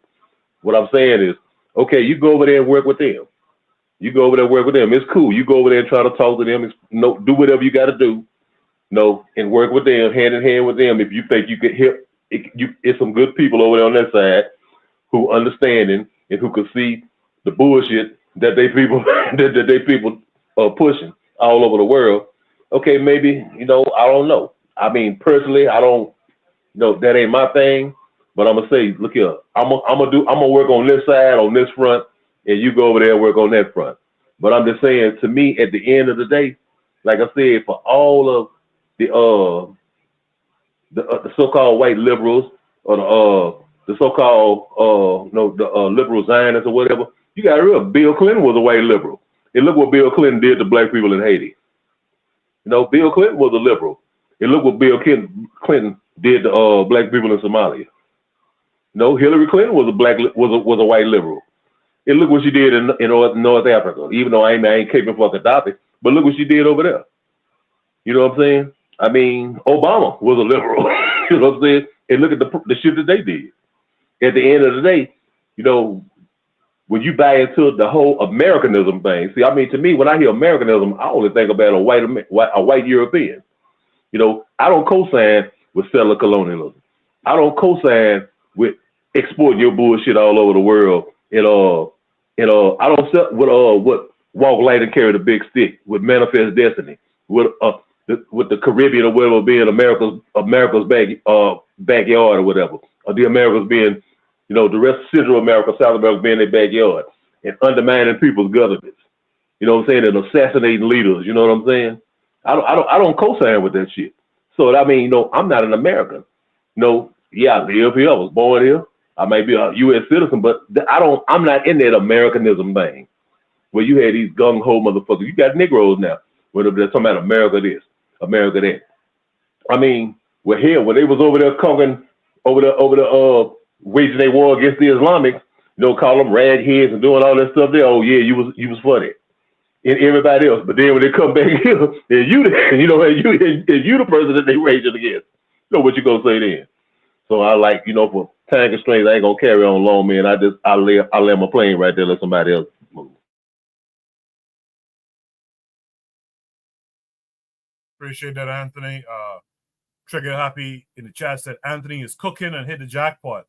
The good whites, their people will throw, the good whites that people will throw as an example can never agree on black separatism. They want to integrate with you too. LOL. Let me go and let me hear from Brother Bakari next on this one. Brother Bakari, what's it?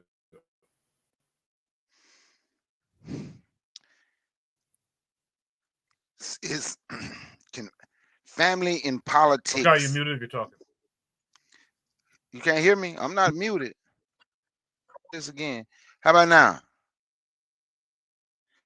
I'm not muted. Can y'all hear me? I can hear you just fine. Yeah, they can hear you, man. I can hear you. I can hear you, Brother Bakari. Okay. It's politics about family. Okay, this is my thing when it comes to the white thing. But first, I want everybody to know that I wasn't trying to come at nobody that last thing. I was just a little passionate. So if anybody felt it in a way, I just wanted to tell you that was not my thing. So I'm sorry. I'll apologize for that. If you felt like I was trying to come at you and be disrespectful, I'll apologize for that because I wouldn't. But it's the good white folks. I guess if you watch it, I was a big boxing fan. I don't know if y'all remember Emmanuel Stewart, the greatest, I say the greatest trainer, that I remember, that I know. And I remember then he started calling fights, and he would see a fighter lose 3-4 rounds in a row. Then that fighter that just lost 3-4 rounds in a row, he did better. Let's say in the fifth round, he lost the first four, did better in the fifth round, and people would give it to him because he did better. And Emmanuel Stewart was like, he didn't win. It was just a comparison round. In those first 4 rounds, he landed 6 punches combined. In the fifth round, he landed 7 punches alone in the fifth round, but he still lost that round to Emmanuel Stewart. So when you say there's good white people, it's like it's a comparison. Well, this white person ain't lynching me or setting stuff on fire, so it must be good because they're not like the other one, right? So I don't focus on if they're good. Is there some that we can use? Is there some that might be on your, not necessarily on your team, but is there some that we can use? Yes, but in comparison, I'm not necessarily sure I can say any of them that I've ever met is just good. And, and you talking about them fighting their families, uh, it seemed like we might be going down that road, where some might fight their family, because I believe we're on the verge of a war. May not happen, but I do believe we are. And no, because it's her say, well, they'll fight their family. They voted. You really see some that voted against certain because of their bigotry. They voted against their best interest and their family's best interest. Now they're complaining. So I'm not sure if they fight their family. Maybe, but is any of them good? Good compared to what? Are they good compared to the slave owner? Are they good compared to the people like Black Steel was just talking about, who want to burn down our house if we move in their neighborhood? Are they good compared to them? In comparisons, yes, this white person will be good, but I'm not concerned if they're good. I'm just concerned about if what we can use them for. I hear the mic. Yeah, I think a good white person is a white person who is around you. I think that's a good white person. I think a good white person is one who's not controlling your economics, that invisible hand, like what we see in the Caribbean and stuff. I think that's good white folk, folk who aren't around. I was gonna say something, I just forgot what I was gonna say. But with that said, let's hear from Black Steel. So, a couple things. First of all, I disagree with politics being about family. Since when has politics ever been about family? That's a new definition for me. Basically, politics are the activities associated with the governance of a country, right? Or as Mao Zedong put it, politics is warfare without bloodshed, right? So family has nothing to do with it, if you ask me. It's about serving needs, about acquiring resources, about acquiring power. Um, Jill Stein's an interesting person because Jill Stein, although she is Jewish, Jill Stein is not a Zionist, right? She is a believer in the two-state solution, that there can be two states. There can be Israel, there's a Palestine, it can coexist with they can coexist with one another and happily ever after, right?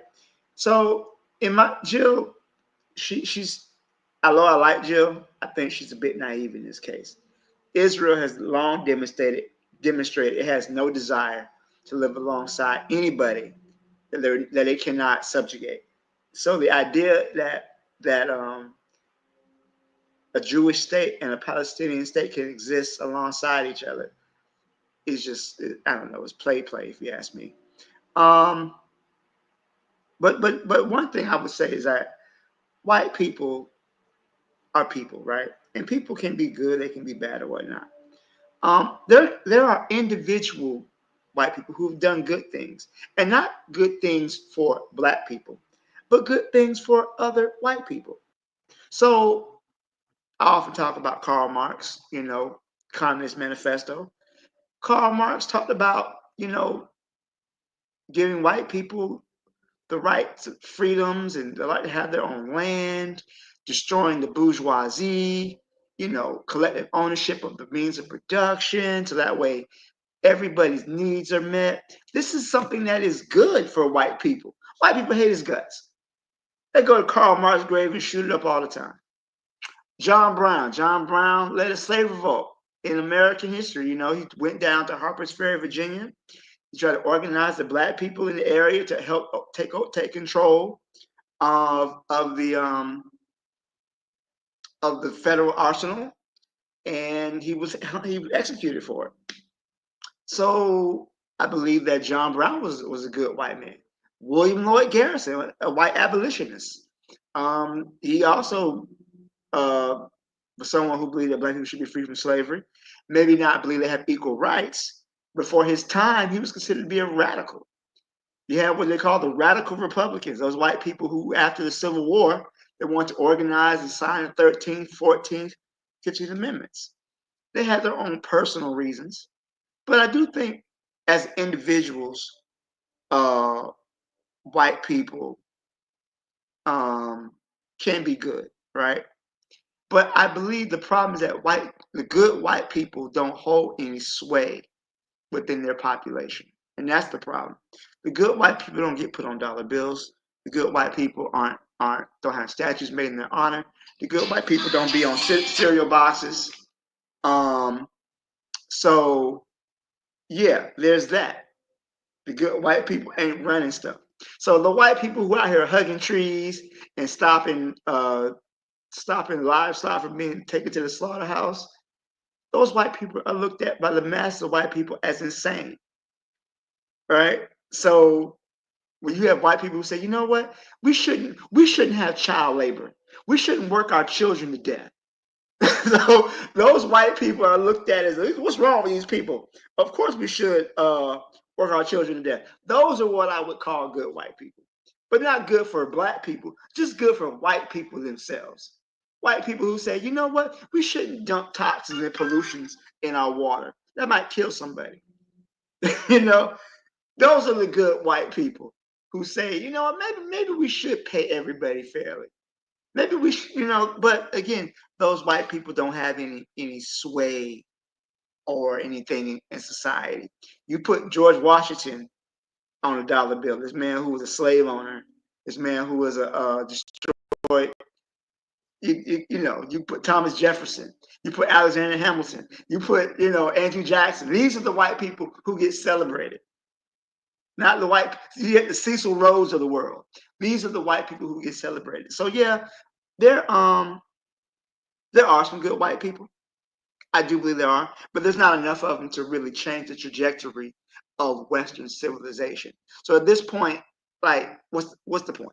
There are some good white people, but until these white people are willing to put down their bodies on the line, which there have been some white people who've been willing to die, but if you're willing to put your bodies on the line not for black people, we doing our own thing, but for white people, why don't you work? My only thing is, if you got these good white people, why do they always feel the need to come amongst black people and show their goodness? Go tell your Meemaw, go tell your Pawpaw, go be good to them, because they're in need of your goodness more so than we are. So I'll leave it there. Thank you.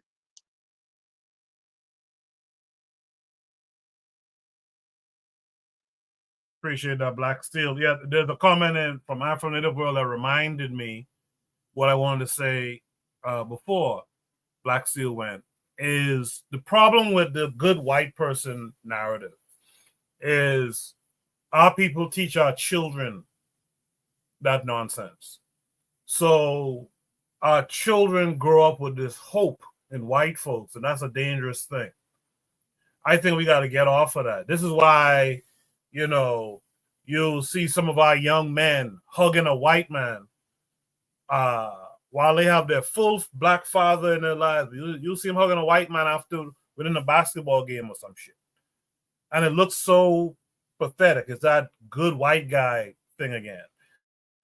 I think we just need to just move away from it. Shout out to Ketter, who's in the chat. I think I shouted out Marcus Garvey's the way earlier. Marcus Garvey's the way. I sent you a message on Discord, so check it for me when you have a chance. Same thing with Buana as well. Provide Triggers is out there as well. Shout out to her.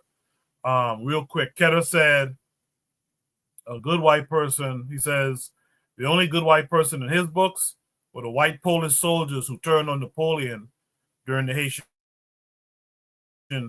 Revolution. Okay. With that said, Buana wasn't here. I think Buana's the only person I didn't get to here, right? With that said, let's hear from Buana. Buana, you heard everything everyone else had to say. What say you to this? Yeah, I hope I could be heard because this thing is on the fritz again. So I hope I could be heard. I remember there was a question was asked to Malcolm X. Malcolm X was asked whether there was any good. His response is, yeah, Hitler. And the reason why he said Hitler is because blacks were given opportunities that in terms of being in the military and being employed prior to Hitler coming into office. So I think that good is an extremely subjective word based off of who basically defining what good is. So I would say that there is a South African artist. Well, he used to be a South African artist. His name was Lucky Dube. Lucky Dube made a reggae song called My Brother, My Enemy. And in that song, he basically said that, and this was his statement, he said that not every black man is a brother, not every white man is an enemy. And it's been my experience in the words of that statement. I didn't understand it back then, but I understand the words of that statement. In dealing with groups like FBA existed, even in my society itself. Let me don't even go into America. Even in a Bahamian society, there are black people who would do things that not only would harm black people as a reality. And I could name these people, politicians, people in high office. So I question and there are also white folks who have done production, but for the health and the existence of black white people. Would I consider them to be good or bad? I would let the moral judges judge whatever that means. What I would say is, our white people have been of benefit to black people? Absolutely. They have been of benefit to black people. And if some white people. And if you don't believe that, in the Underground Railroad, there are black people who participated in the Underground Railroad, but not by themselves. In the freedom struggles of black people, because you can't free yourself at 14% of the population. This is a reality. I know we like to talk delusional things, and I like to talk delusional things like we can beat anybody, but the reality is if the numbers are not there, you must have people to assist and aid and help. Some things you can't do by yourself. And that's just a thing. And there are conscious people, they throw away the idea of skin color ideology. Not everybody cling to that ideology. Not only black people, some white people, some people say, okay, yes, but these are human beings. We have to look at people on a humanistic level. I know some people hate that word, humanism. But this is a reality. So I would leave that to the people who are wordsmiths and like to define things in the way they like to define things. But I would say that have there been beneficial people who have been benefit of benefit to Black people? Absolutely. Absolutely. And it works both ways as well. And it works both ways as well. Many doctors in the hospital, Black doctors, they don't deny help and assistance to white people just because of labor and etc. You know, so as far as this prompt is, that's a whole nother matter. And I would wish sometimes the people who create these prompts would come and assist in the explanation of it, and maybe be able to argue and debate across the board so we could get a better understanding of what is meant in terms of these kinds of prompts. But I'll leave it there, Koku, because I'm having problems. All right, Bonner. Yeah, I think I think Black folks need to be very careful in how much humanism they practice when there's inhumanism going on around them. I also think while a thing is a thing, and yes, a couple of white folks helped with the Underground Railroad and this, that, and the other, I think we have to be careful how we talk about that, because it sounds really close to white worship. Be grateful for whoever helped in a thing, but like Trigger Happy mentions in the chat, those same white folks who were helping probably wouldn't create a world, a society that we would appreciate, that we would flourish in anyway. Because at the end of the day, that's just the nature of this beast. This beast is whether they are cool with you being in their neighborhood, or whether they appreciate you being far away from where they are. The reality of it is they all hold a sentiment of you're going to be underneath us. You're here for our entertainment, for our servitude. You're going to be underneath us. And we will sabotage you to keep you there. So this idea of good whites, I don't really see it. You know, if you helped us in some way, okay, thanks. But we got to help ourselves. We got to forget about other people and really do the things to help ourselves. Kofi came back. Let's hear what Kofi has to say before we move on to the next topic. Yeah, I'm sorry I didn't get this prompt. My phone was dying. I'm not really sure what it is, what's going on, but I agree with what I heard what Juana said on the tail end. But when you were saying something, Coco, you struck something about basketball players and these athletes, and they're hugging their dads when they got and they got dads in their life and things like that.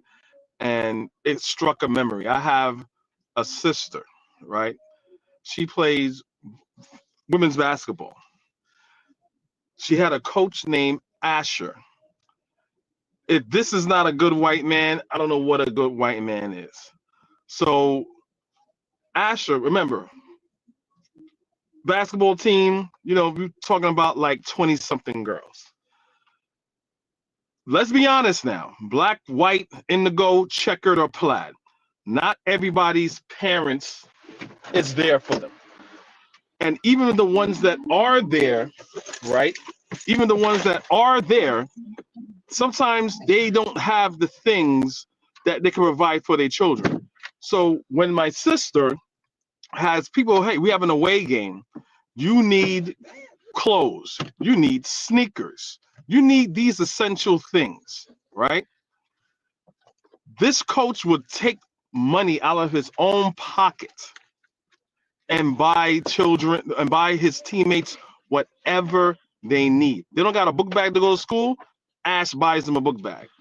They need money for anything they need, Asher will buy them these things. The first time I realized, it was like after practice. I went to practice one time, and after practice it was like Saturday. I remember it was Saturday, and we was like, oh, we're going to McDonald's. So I'm thinking everybody's gonna pay for themselves.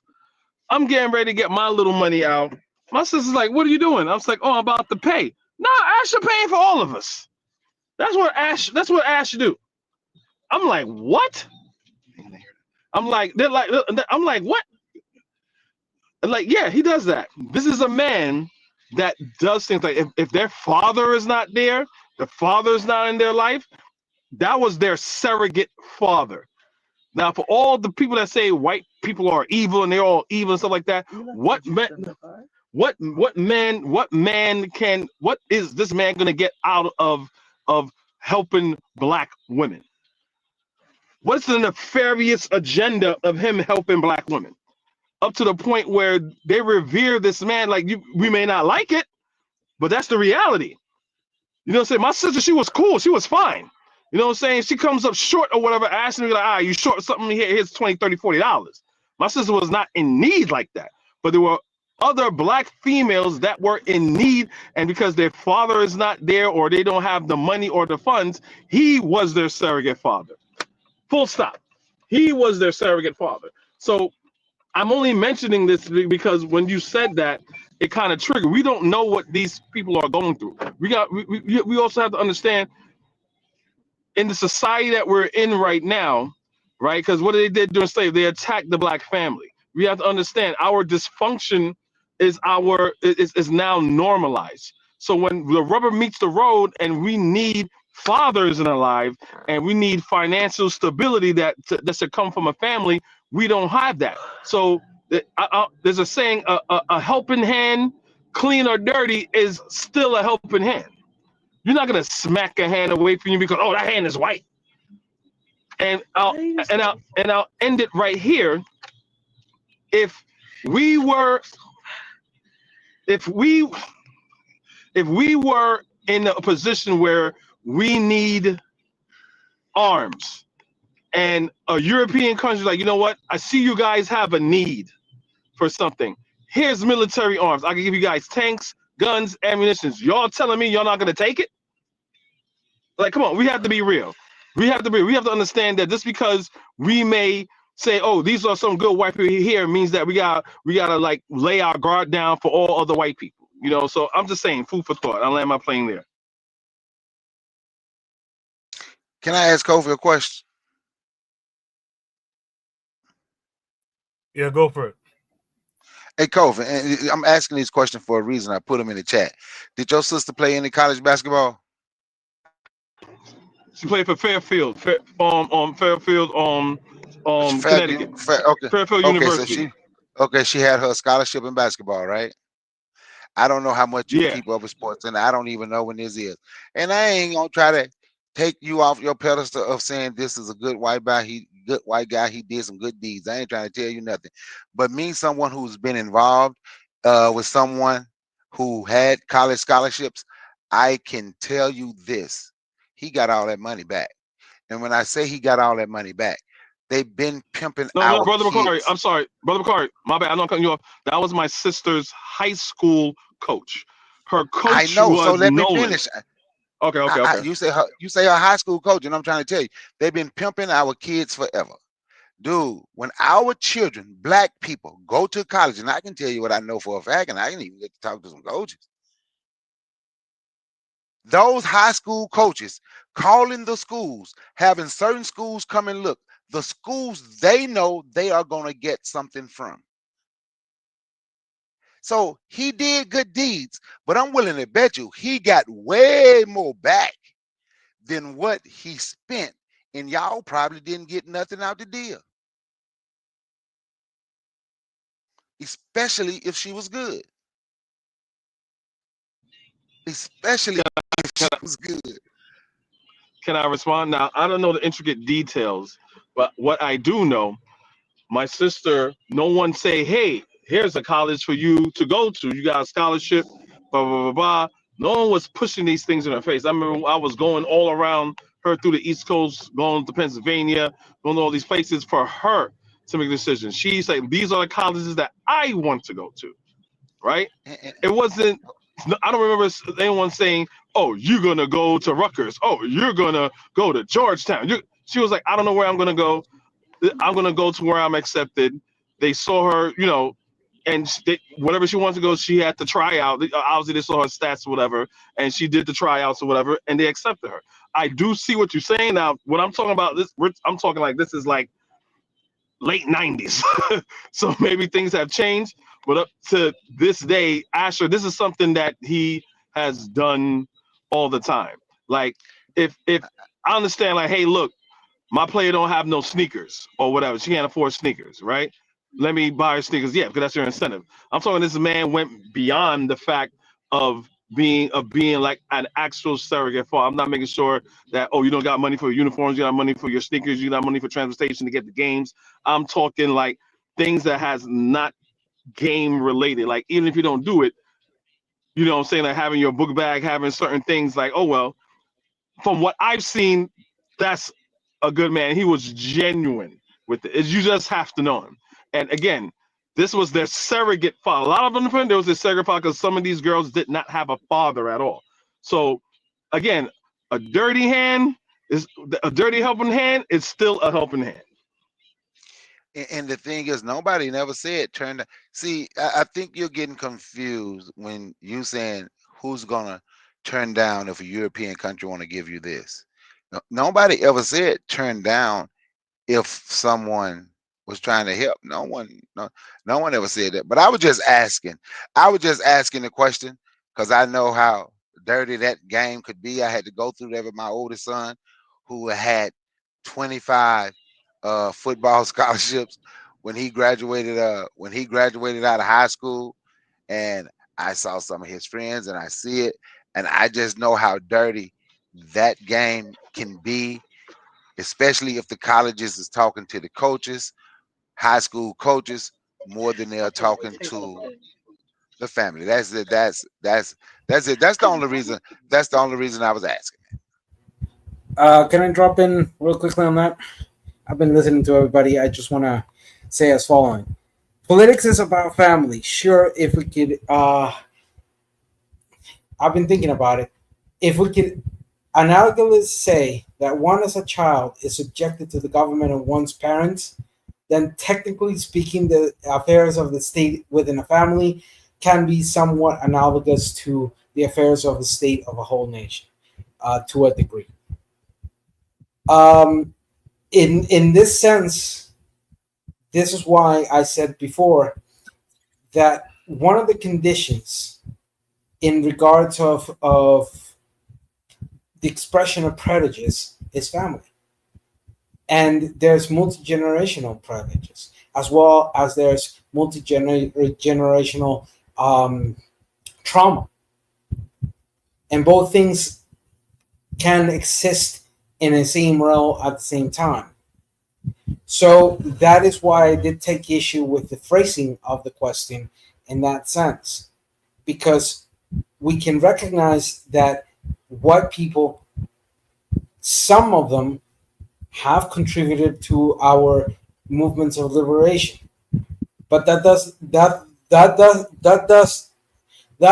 give them a complete pass card in regards of the heritage of the overall ethnical bullshit that white people have thrown our way? Not necessarily. So again, I just say this. I think all of us here, our families have taught us, white people, proceed with caution. Occasionally, mostly occasionally harmful, rarely unharmful. That's all I was going to say. I appreciate that. I think I got to everyone on that topic, right? Buana, I got to Buana on that too. So I think I got to everyone on that topic. Is there any last brief thoughts on the topic? If not, let's go to Shoot the Breeze topic number 3, which is a little bit of a odd one, but why not? Shoot the Breeze topic number 3 says, what is going on with the Bahamian government? This takes us to TikTok, Um,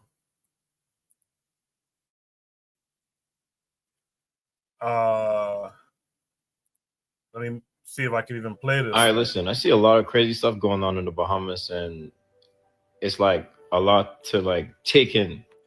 Number one, the part of Bimini, which is Eastwell, which is also a natural fishery that has the mangroves. They sell it off. When the Bahamian people of Bimini, the natural natives, the people that been there, born there, stay there, bred there, and got died that start speaking out, y'all start to call the police to try and shut a certain individual up. His name is Denver Story. He's an old classmate of mine. And this man always been in nature from we was kids, so he know what he talking about when he talk about fisheries. Other than that, y'all selling Ragged Island for 19 million.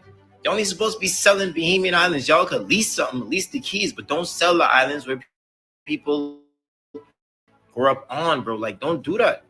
Y'all telling me y'all sell out our country and our culture so much. I talk under the government. Y'all sell out our country and our culture so much at the fact that y'all so deep in debt that y'all need to start literally selling the islands. What y'all doing? What y'all doing there in the government office? I don't understand. I don't get it. It's hard to fathom. I mean, I from Bimini. Like, I's Bahamian. I's a Bahamian. And I know what's going on. Y'all actually sell the beach that like this. The beach is supposed to be crown land. You ain't never supposed to sell the beach. The beach belongs to the natives. All natives supposed to be on the beach. I don't get it. I ain't home, but I feel the pressure. Then when certain people go and try and make their little dollars, make their money, guess what happened? Police and all the other people step in and say, yeah, you can't be here. Taxi drivers down in Nassau, Bay Street, whenever the crews come in, guess what happening? Oh, so you better be on this side of the road. You can't be as like soliciting. You're bothering the people. Bro, that's how the people is make money, brother. What you expect? That's how the man make his bread, brother, for the last 20 years, dog. And then even go back up to Resort World Bimini, golf cart vendors, taxi drivers. These people been there for years, but yet y'all want to flush everybody out. The only thing left in Bimini now is a bunch of seaweed and driftwood. Think they run teams. Y'all ain't from that, bro. Y'all only passing through, and y'all doing a lot of generational damage to people who did a lot of work to make sure that place look the way it is and be the way it is, bro. I Beeman, but I can let y'all know what's going on. I'm from Bimini, and as a proud Biminite, and as a proud Beeman. But Bahamas, y'all need to get y'all stuff together. Government, y'all need to get y'all stuff together. And stop trying to come up on the poor people. Try and help them out so the Bahamas could be better. We ain't supposed to be in debt.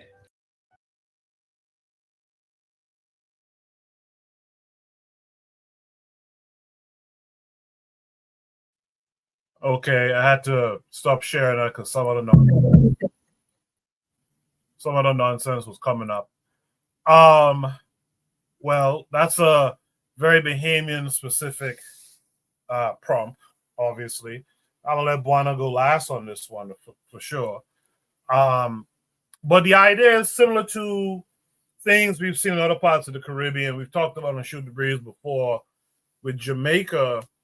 In fact, did we talk about it last week? Where Jamaica is having these issues where the fishermen can't even go on beaches they grew up going on because the government has sold it out and whatnot. And so these beaches have become private. The Bahamas, Nassau has been dealing with that for a long time too. Privatization of these beaches and stuff like that, where and certain hotels and stuff where Bahamians can't even go on them. Bahamians can't go in the casino and all that kind of stuff. So it's something that, even though the prompt is Bahamian specific, I think everyone could kind of understand the general idea of what's going on here. Let me start with Jose on this. Jose, what are your thoughts? What you just saw?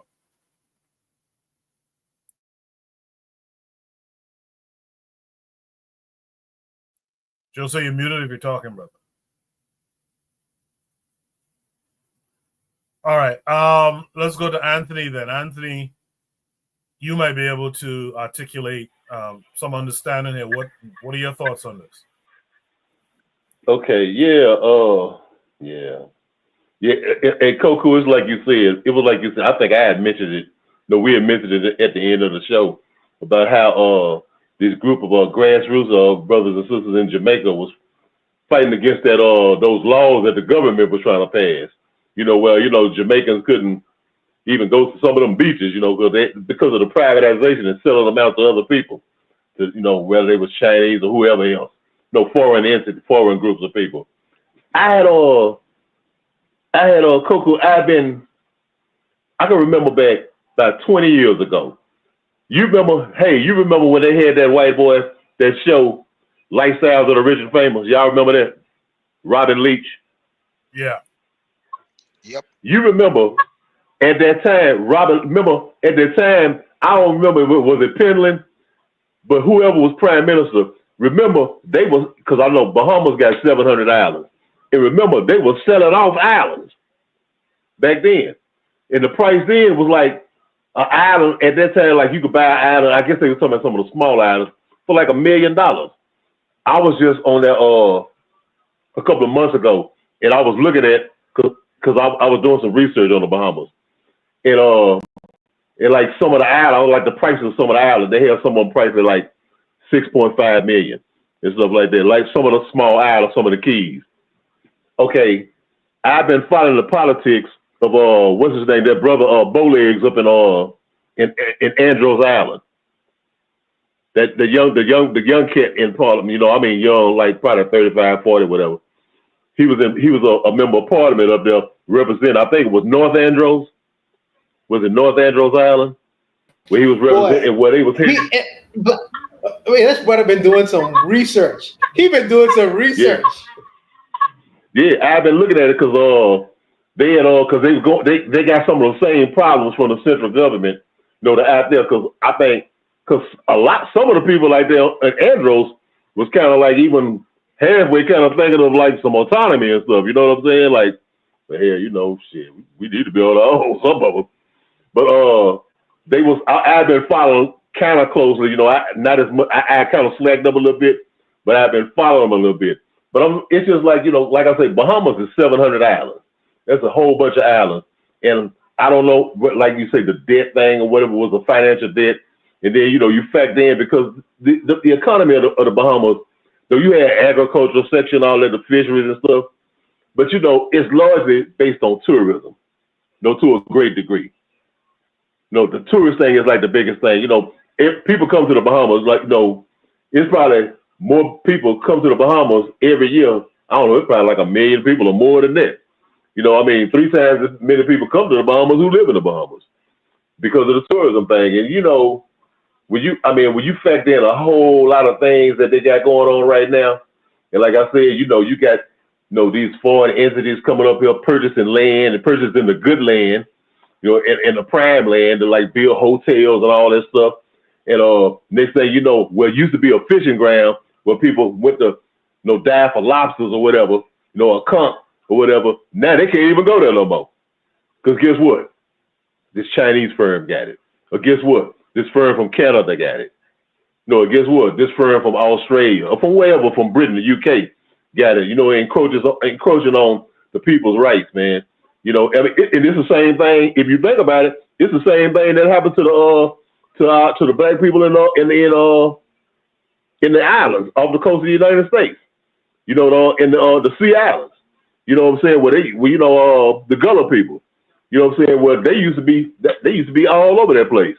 Next thing you know, you got a place called Hilton Head. You know what I'm saying? And they raising the prices and things so high where the people can't afford to be there. And next thing you know, they turn into the damn Sea Islands, into a resort. You know what I'm saying? The Gullah Geechee people, it's still something else, but they losing their land, about hundreds by the year probably, You know what I'm saying? So yeah, man, I don't want to go on too far about it because I'm not as deep as you brothers, that's y'all homeland and everything. But I've been reading a little bit about it, trying to learn something about it. And I'll land right there, man. No, but see, this is why you're so appreciated. So you see, when I jumped through all the hoops to figure out which streaming service to use because Anthony couldn't get on or Buana couldn't get. There's a reason for that because I would do the same, by the way, for Black Steel, Brother Bakari, Ditsa, Kofi, whoever else. But it's because of the knowledge base that comes through. You see, Anthony has been looking up. I mean, imagine Anthony knows Boleg from who's the rep for, what's that? The Berry Islands and North Andros, I think. I mean, that's stunning stuff. And to see that you've looked into what's going on there, which again is a similar struggle to what's going on in Jamaica, like you mentioned, the Gullah Geechee and various places too. But it's interesting to see that you were even familiar with that. But with that said, let me talk to Black Steel. Black Steel, what say you? So this is an interesting topic. Yeah, this is crazy. So it seems like they're trying to sell the islands. They're trying to sell the island from the Bahamian people. This is neo-colonialism. So let me just add one thing that he said there too. So Anthony mentioned there's 700 islands. That's kind of a misnomer. It is islands and keys. So there's about 20 main islands of the Bahamas, and then there's like keys and stuff like that. Smaller islands and keys. But what the brother said here, which I found interesting because I didn't even know this was the case. He mentioned that well, this part I knew. He mentioned that keys used to be sold before, but not whole islands. And then he mentioned the part that I didn't know. He mentioned like Ragged Island that was destroyed a couple of years ago in a hurricane. I guess Buana, they're trying to sell Ragged Island now, because that's what the young fella in the video was saying, and I found that to be interesting. So that I'm not sure of, but I know historically they've long, like Anthony said, lifestyle rich and famous. They used to sell keys and stuff back in the days, but whole islands now, that's a whole new thing to me. But Black Steel, go ahead. I'm sorry. No, so it seems like this is a neo-colonialism. Europeans are trying to buy the land. If they can't get you out, they'll just buy you out. And the young brother seems like he's don't take the land away from the people. The people need the land to survive.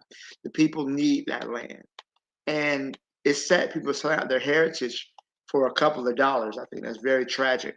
I'm not as skilled on this topic as most, but I think that because of the neocolonialism and people trying to steal land, the people need the land to farm or grow whatever necessities they have, and then, but you see it all across the Caribbean, in Jamaica, how the people can't even go to the beaches no more. Any black-owned neighborhoods in the U.S., they sell that land. Some people are willing to sell out the masses of people for their own self-benefit. So I'll leave it there. Thank you. Appreciate that, Black Steel. Ditso, what say you to it? Oh, did Ditso leave? Well, I'm here. Since Black Steel said before, pretty much I don't have much to add. And listening to somebody who's actually there and living throughout the whole thing, I can't disagree with the points that what we're seeing is the continuous attempt of neocolonialism to do what neocolonialism does: steal, plunder, and all the horrible things.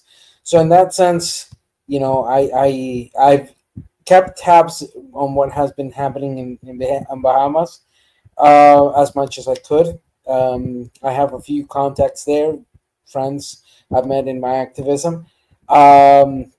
So unfortunately, all the way from here to Costa Rica, there's little I can do in that sense, but support those who are conscious of the problems and seek ways to repair and resolve those issues.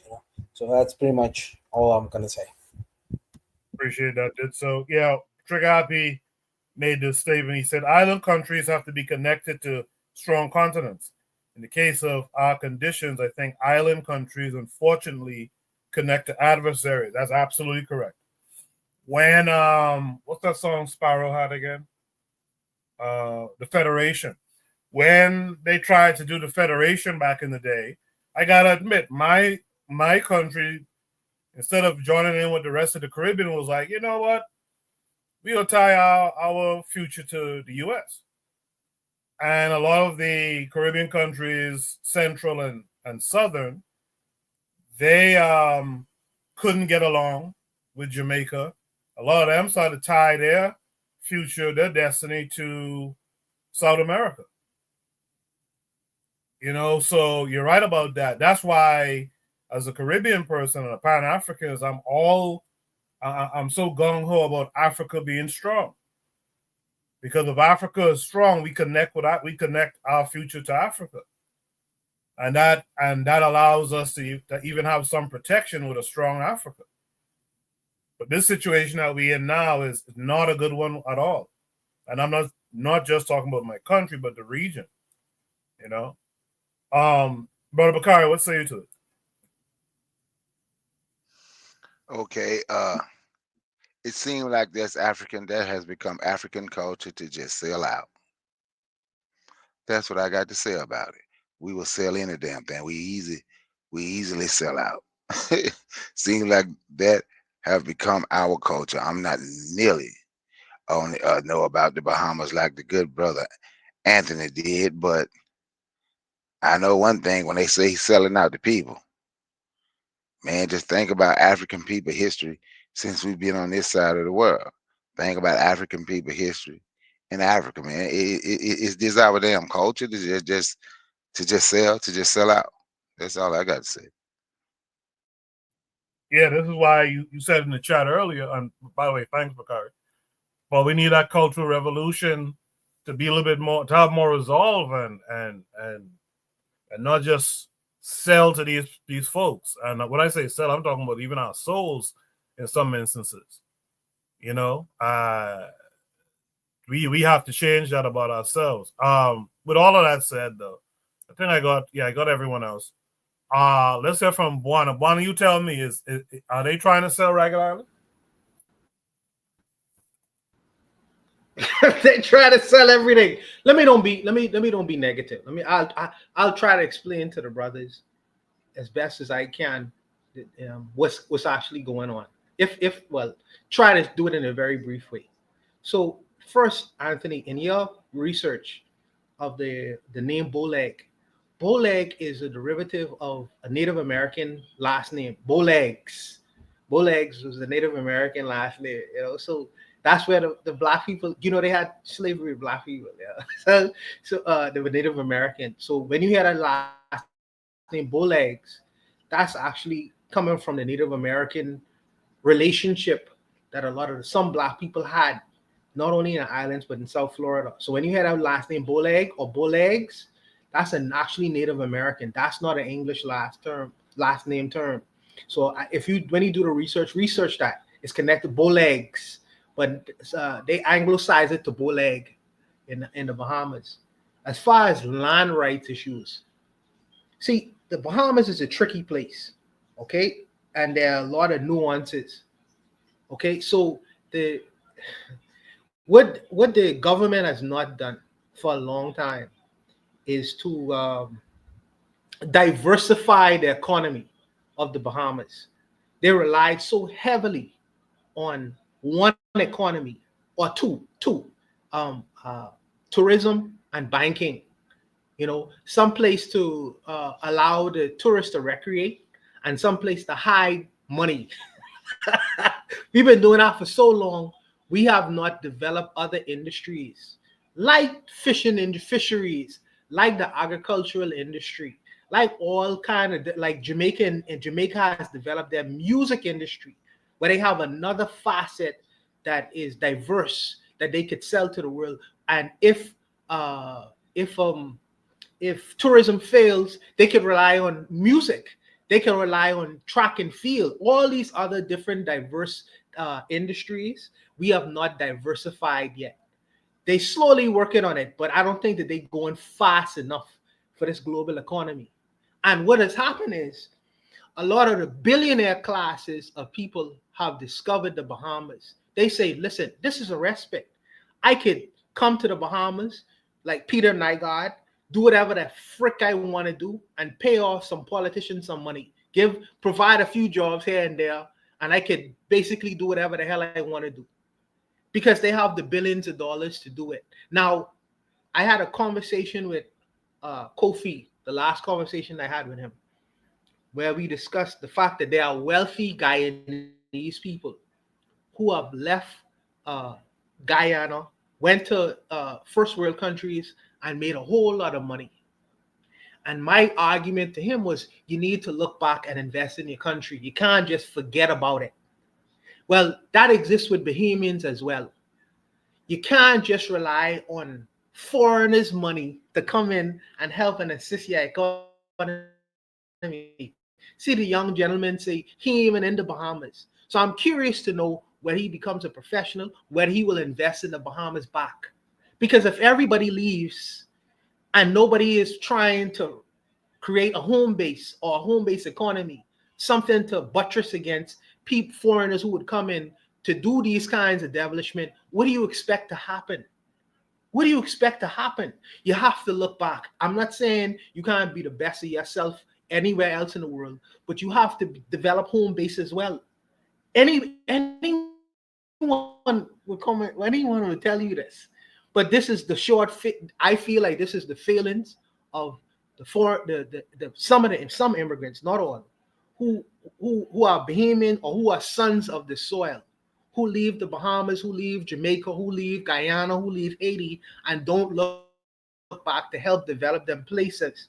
So what happens is other people do it because you are creating a void. And then you complain about, oh, how these other people coming in to take over because you have left it there for them to take over. You have created that void or helped to create that void. Now you can complain about it. The Bahamians don't have billions or millions of dollars well, some do.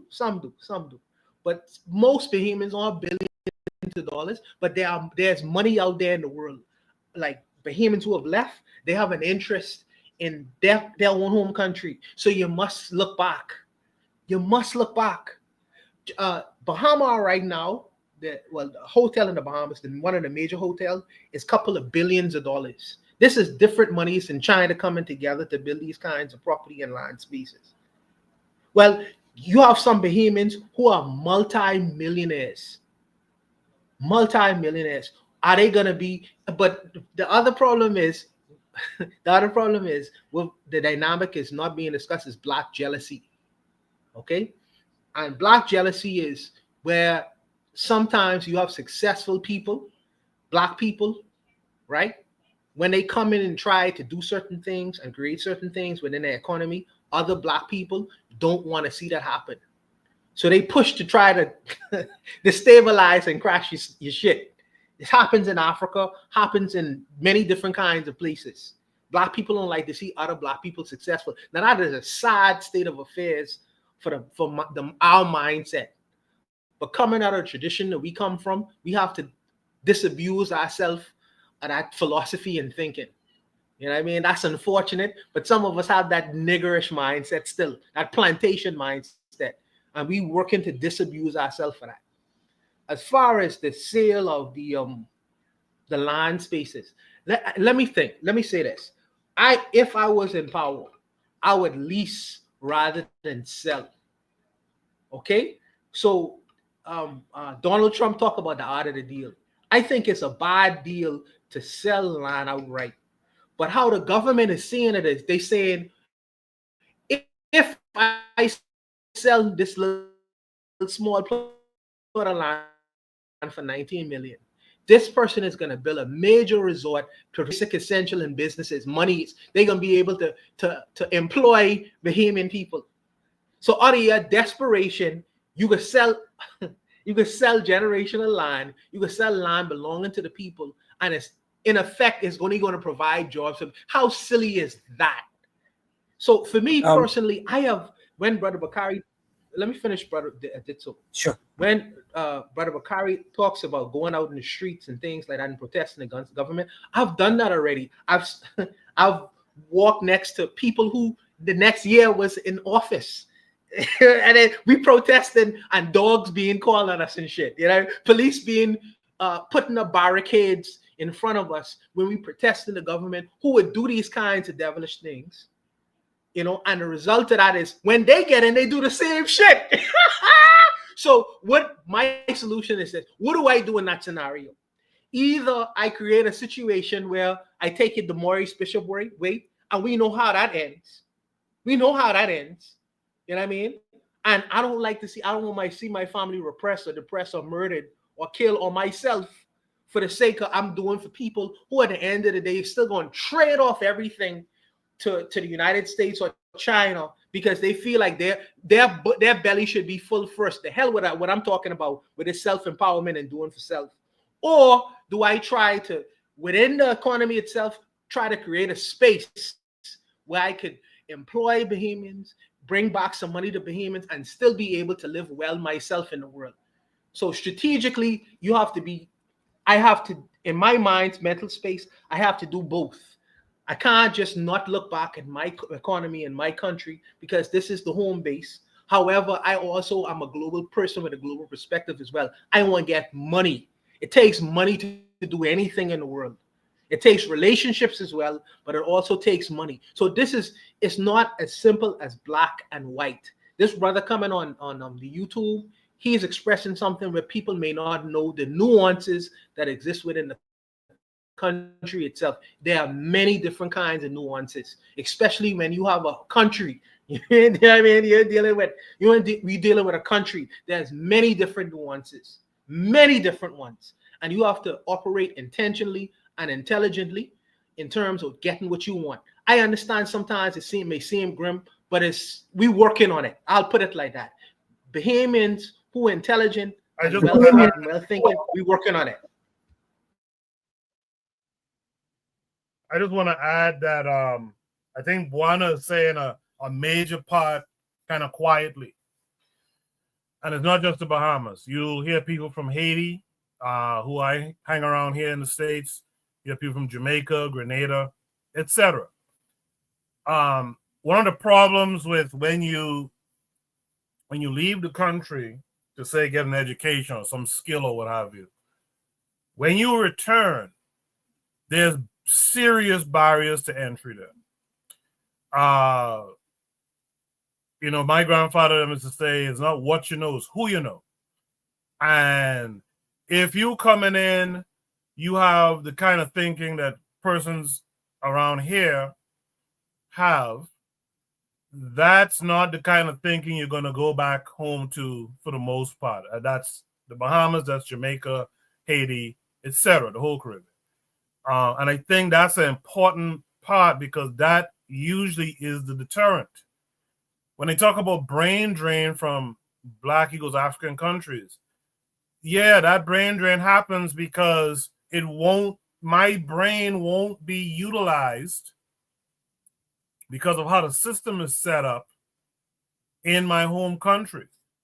So I might as well stay out here talking about global mindset and whatnot, making money. Might as well stay out here and live a certain life, contributing to the project, right? Because I won't be able to express myself and do the things that I would want to do just off of what I have to say, just off what I know. Now, if you're a multi-millionaire, sure, you might be able to go home and do something, and you'll probably have to go anywhere from a little bit to a lot the Maurice Bishop way.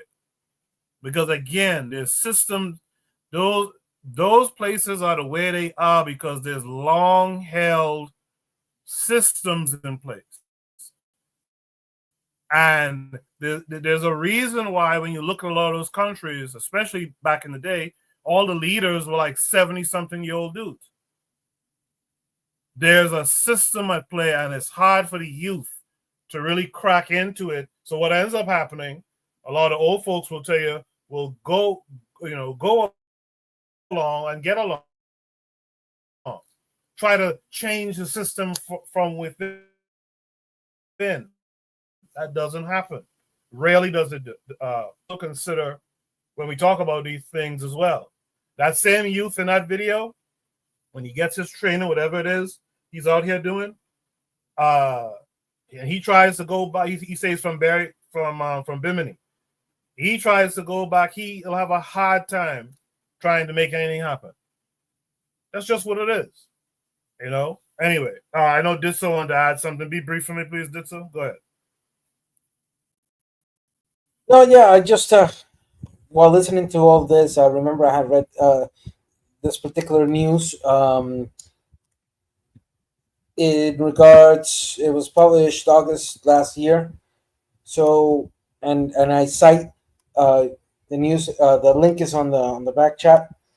It says foreign investors have pursued the Supreme Court to block Bahamian tax authorities' bid to cease and sell of their private islands to recover an unpaid 9.2 million real property tax bill. And then it gives the news in that sense. So I was in lines of this conversation and this particular event. I was wondering, has there been any updates in regards of this particular case? Because this evidence or this shows to us the line of this whole conversation. The problem is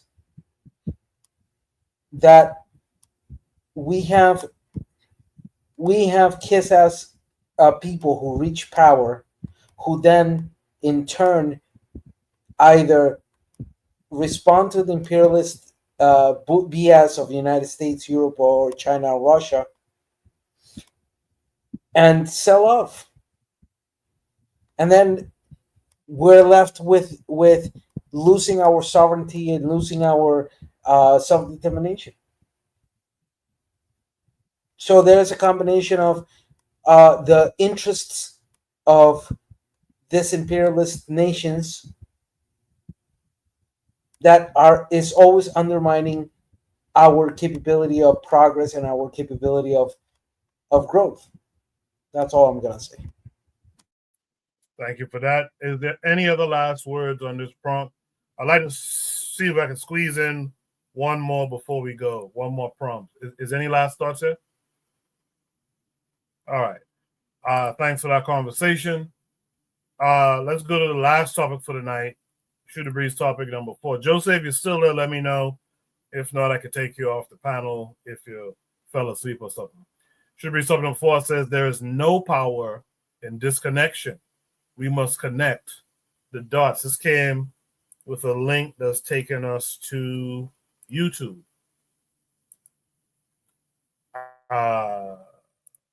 We will watch the video. For some reason, I don't see it. Okay, let's do it.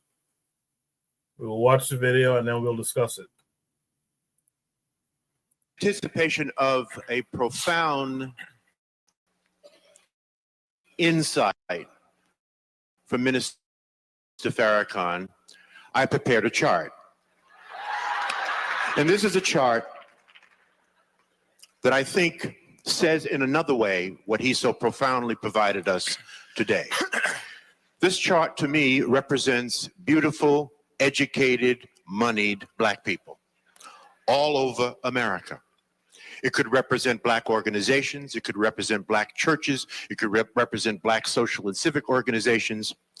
And what you will notice about these beautiful Black people all over America is that everybody is doing their own thing.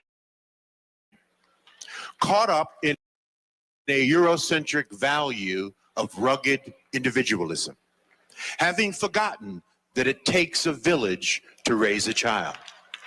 There is no power here, brothers and sisters. There is no power here. Power is most effective concentrated. You can take a 55-gallon drum of water, spill it over, it will disperse, find its own level, and eventually evaporate. You can take that same 55-gallon drum of water, put it under pressure, put a lid on it, put a hose in it, put a nozzle on the end of that hose, and it could cut concrete. There is no power with us being disconnected. See, there's nothing wrong with dispersion. I live in Cleveland, you live in Atlanta. We have folk in the Caribbean. We have folk in Africa, that's dispersion. That's okay, but we do not have to be we are powerless in disconnection. This is where all the power is. You see? This is where all the power is. Whether you are at the center of your own network or part of someone else's network, this is where the power is. There's a beautiful, beautiful African proverb that says, when spiders unite, they can tie up a lion. When we connect, because we are disconnected, we're disconnected from those of like mind.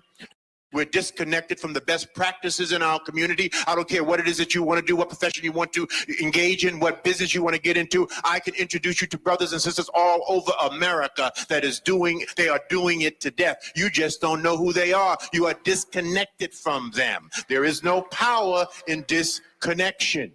Okay? When we connect, we prevent interlopers from coming into our communities and taking and destroying at will. All right, George. Try to open up the Booker T. Washington delicatessen in Chinatown and see what happens. So we must connect. We must connect the dots. That must be the movement for our people in the 21st century. We need a lot of us doing a little instead of a few of us doing a lot. We need to get together to get ahead. That is why we must network. That is what we teach at the Power Networking Conference in June in Cleveland. Come and visit with us. Thank you, George. Thank you very much. Please remember what it said in Isaiah. Remember what it says in Isaiah. And the voice of the Lord said, whom shall go for us? Then said I, here am I, send me. We must go, brothers and sisters. We must do this. We must take on the responsibility. We are responsible for our own success or failure. Thank you. That's George Frazier with the message. And by the way, you see how he ended that with that little bit of theology? That's how Black theologists should be operating. You know, that's how we should be operating. Turning those parables and into sermons and sermons into courses of action for our people. With that said, let me start with Anthony on this one. Anthony, should have been something number 4. There's no power in disconnection. We must connect the dots. What are your thoughts? Yeah, man. I enjoyed that. I agree with that 100%. You know, and you may not. I mean, okay, like this here for a minute. I look at it like this here.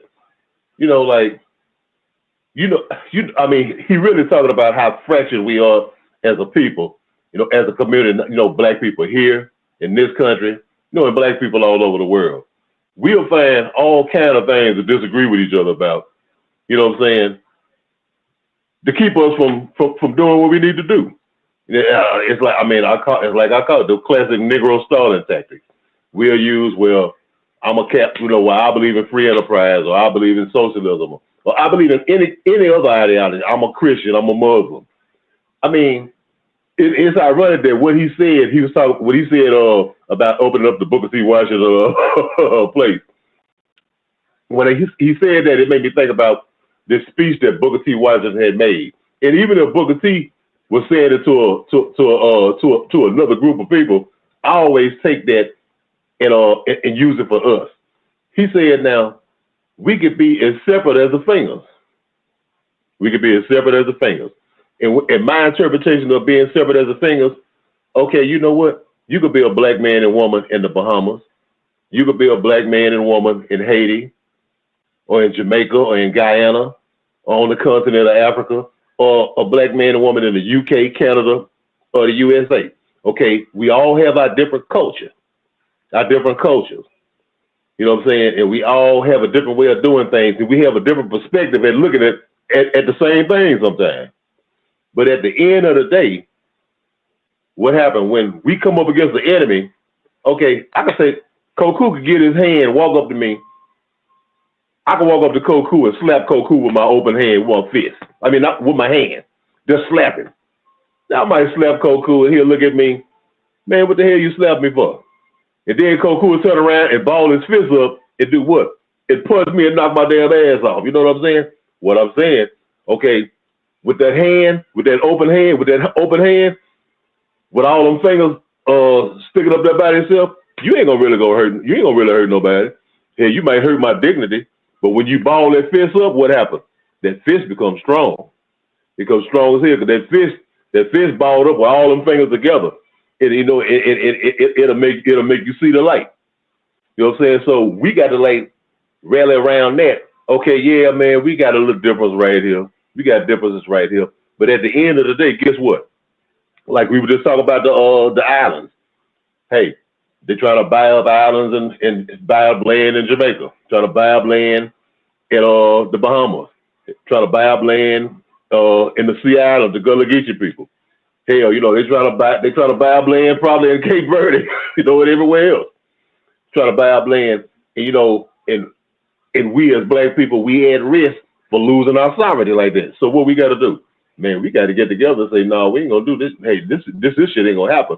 And we got to rally around each other and support. I got to support my brothers and sisters in Bimini. You know what I'm saying? No, me and Bimini, we got to go there and support our brothers and sisters in Guyana. You know, they got foreign corporations in Guyana trying to fuck up the rainforest and stuff and take the land from the indigenous people out there and from the black community, those African community, the maroon people back there. You know what I'm saying? So they can start drilling for oil and other stuff. In Colombia, you know, they had a whole thing where they trying to displace the African people and the indigenous people on the coast of Colombia. You know what I'm saying? Because that land that was basically like given, hey, this is y'all land up here.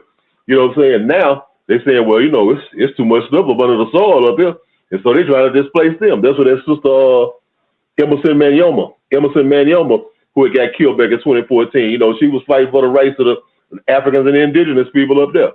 You know, because they were trying to, you know, the land grab. They were trying to take the land and redevelop it. You know, and get the minerals and resources out of it. So what I'm saying, man, we all got to support each other. That what he said. We ain't, look here, Africans in America, man, you ain't finna win no struggle by yourself. You know what I'm saying? Africans everywhere else, man, you ain't gonna win the struggle by yourself. You know what I'm saying? It take all of us to get together and support each other. And that's what we're saying. We got to reconnect. We got to connect. It's not really, we got to connect. You know what I'm saying? Because, I mean, to me, we ain't never been connected. You know what I'm saying? You know, we've been connected with lip service, but we ain't never been connected with concrete service. And so we got to get our stuff together. Like Brother Bakar say, man, support a black business. You know what I'm saying? No, help build your own community. Build up our people, you know, before you go spending your money somewhere else. And stand up for us. Before you, before I ain't gonna go, hey, I believe in the rights for everybody, but we're gonna fight for our rights first. You know what I'm saying? We gotta rally around ourselves, man, to get ourselves together. But yeah, man, I agree with it, man. And you know, like I said, it's a nuance to everything. All of us gonna see it a different way. But at the end of the day, regardless of us having, well, I look at it this way or that way, at the end of the day, we still gonna have to come together if we want to defeat the bully that's going up against us. And I'll leave it right there. Appreciate that, Anthony. Well said. I agree with everything you had to say. But I see we got this person, American Soul, sound like a good white guy. In the chat says he keeps coming to this channel because racist against whites and black Americans, telling them start a race war, black identity extremists. You see that guy, American Soul? If you guys who have a wrench, who are moderators, ban him from the channel for me. Just right click on his name and get him up out here. That's a dangerous person, white, black, in between. That's a very dangerous person pushing a narrative right there on the screen that I haven't heard anyone even come close to mentioning, if ever, actually, but if so, in a very long time. So y'all get him on up out of here. And anytime he comes back, without question, just get him up on out of here. Once again, thanks, Brother Anthony, for that response. Let me hear from Ditso at this time. Okay. Look, I cannot disagree with the points that it's being given because that's what I work in. That's what I've dedicated my life, my adult life, to assist and contribute in doing, connecting the dots. You know, I like that phrase he said about the Eurocentric, ruggish individualism, which exemplifies extremely well in going back to that first conversation we had of how that creates worsened conditions for Black communities, especially and coming from of the United States. And also, it makes it harder for us to connect the dots when that Eurocentric, ruggish individualism becomes the norm to then deny our existence. But I do agree that the work and the fundamental work is precisely that, connecting the dots. One thing that I do consider would have strengthened even more this point, he was saying back on '09.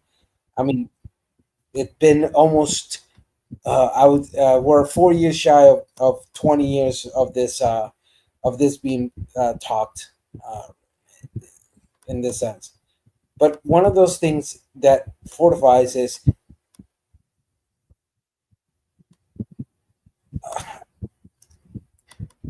connecting the dots is also a work of respect. It is a work of understanding each other, and it's also a work of learning to identify those the illusion of connection of dots that are only functioning to serve the pocket of fews, no matter if they're black, white, or whatever. But that can also happen. So we have to understand that social connection as well as civil connection in order to progress and protect our needs comes with the risk that you will have grifters, that you will have scammers, but also comes with the greatest opportunity that we can build upon change.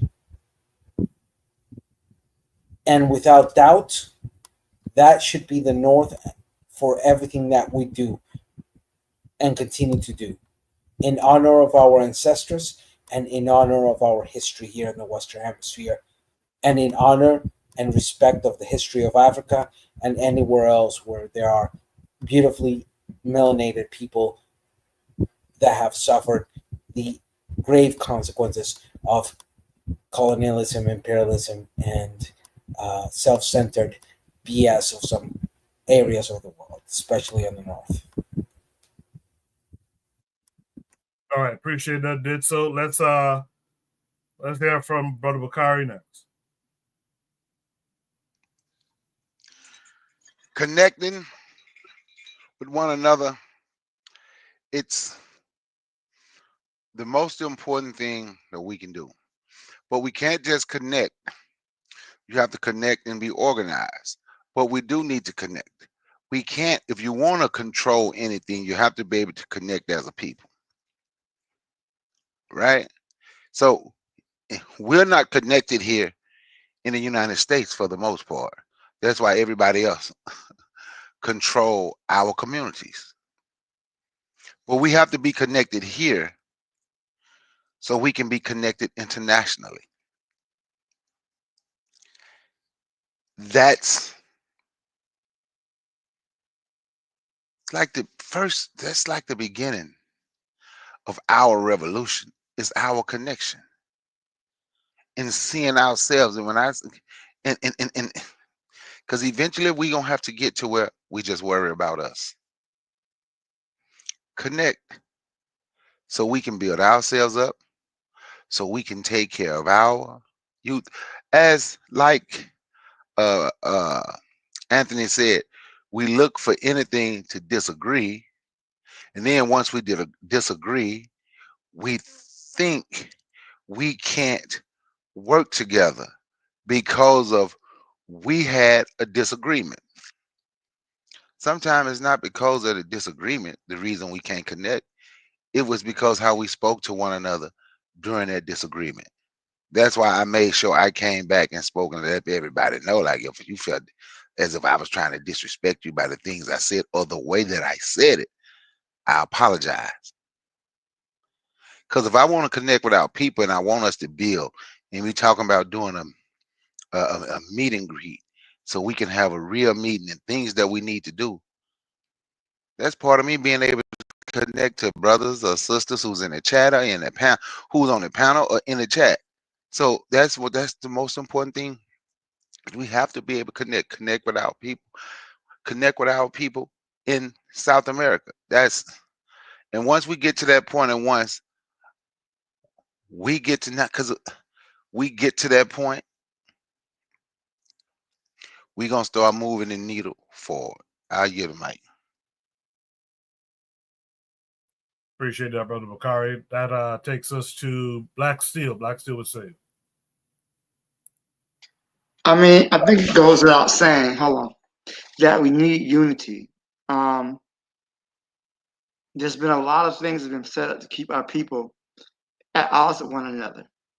So we have to understand that all the distractions are meant for a purpose because they fear us organizing.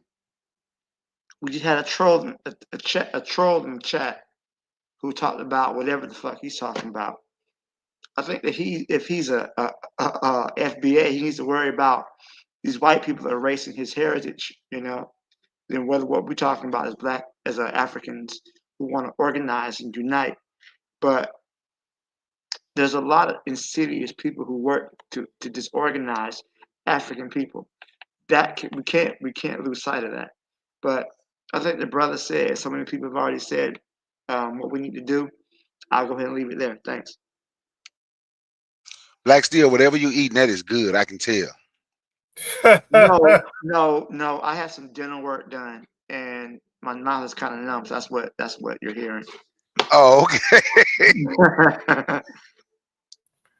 All right, thank you for that, Black Steel. Last but not least, Buana, you've seen and heard everything else everyone had to say. What say you to all of it? Yes, sir. I'll be quick. So I remember hearing Louis Farrakhan, Minister Louis Farrakhan, saying that Elijah Muhammad said that our unity is more important or is more powerful than an atomic bomb. And if you think about that, that is a very powerful statement, because Dr. Henry Clark say if Black people decided to do one particular act, whether right or wrong, just move in one direction, whether right or wrong, it'll effectuate the whole entire world, the whole entire world.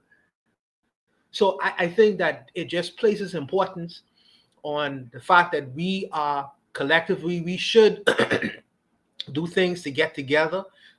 And any person who would seek to divide us or separate us is an enemy to us, is an absolute enemy to us, no matter what complexion they come in, by the way. No matter what complexion they come in. Now, are there going to be disagreements between the brothers and things of that nature? Absolutely. We could disagree on issues, some issues here and there. We could disagree on issues, but fundamentally, when the rubber meets the road, we collectively need to get together because our unity is more important or more powerful than an atomic bomb. And if we seek to try to get power anywhere in the world, we have to be unified, despite the fact that we may have disagreements on different kinds of issues. One of these days, we're going to get beyond our issues, our little religions or politics or whatever, and see the bigger issue. This is what Gavi was talking about. One God, one aim, one destiny, one aim, one God, destiny. It is pivotal to our forward movement as people. It's either that or perish. It's either that or perish. So I do agree with the mind sentiments. And I appreciate the fact that Brother Bakari came on and did apologize and did say, well, I could do it another kind of way.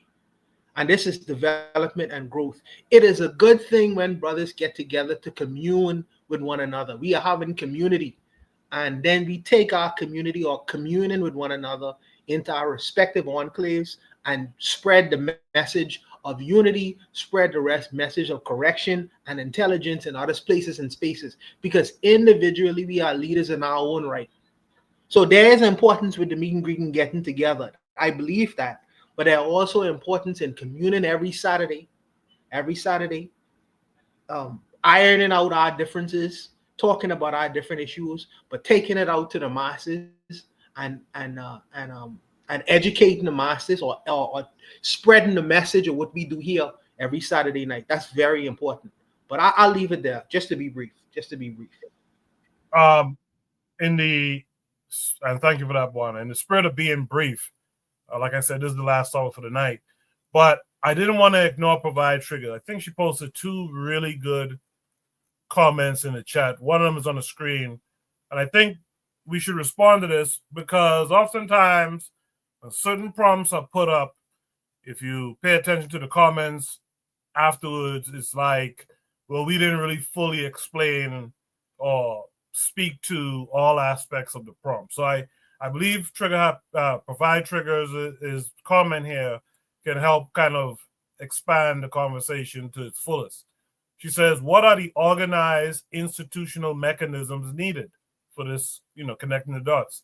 Where do we start at a multinational level, wherever we are? And I think that's a damn good question. So again, in the spirit of being brief, anyone can answer in any order. Yeah, I'd like to go for that. What are the organized institutional mechanisms needed? First, it is a double-edged sword to depend uniquely on institutional mechanisms, because when you're referring to institutional mechanisms, you are referring to official legislated organisms that control this whole thing. But the best mechanisms needed are a mixed aspect of things. In what way? You don't need institutional to organize from a local and to expand that slowly and surely. First, focus on your most immediate local area.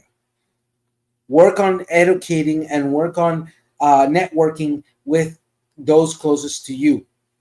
Eventually, if you are able to establish a civil action in that sense, then you can start proceeding into going and pressuring your national Congress to push for laws that benefit not only your community, but the communities around you, like protection of water or security of food, security in against organized crime or things like that.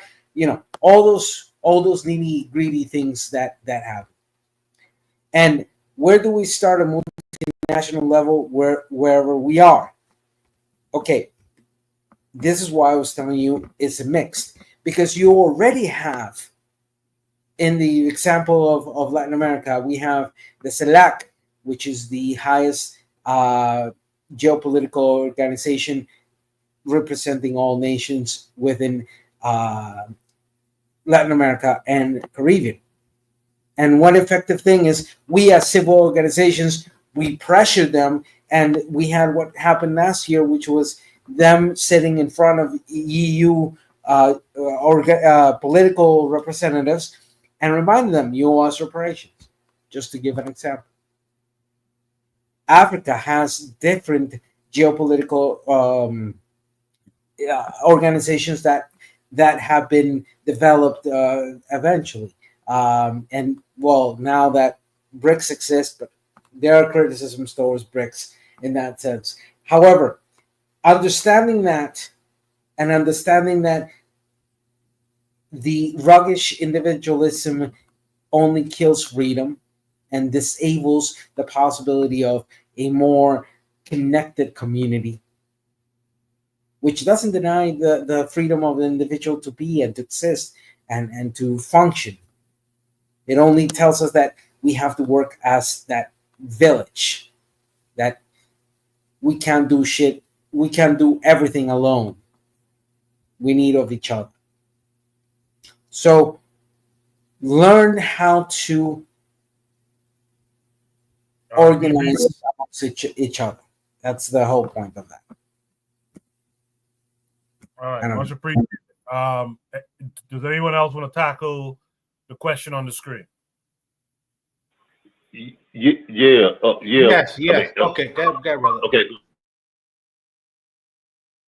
Go ahead, Bono. I can wait. Go ahead, Bono. Yeah, sure. So I'll be brief, Anthony. So quickly. So let's start. Let's grow where we planted. Provide triggers. So on this Better Medicine podcast, what institutions that you hear that we usually talk about? So you have Jacadero talk about empowering Omaha. That is a feature within Omaha. And I'm not saying that you can't grow where you planted in your state, wherever you are.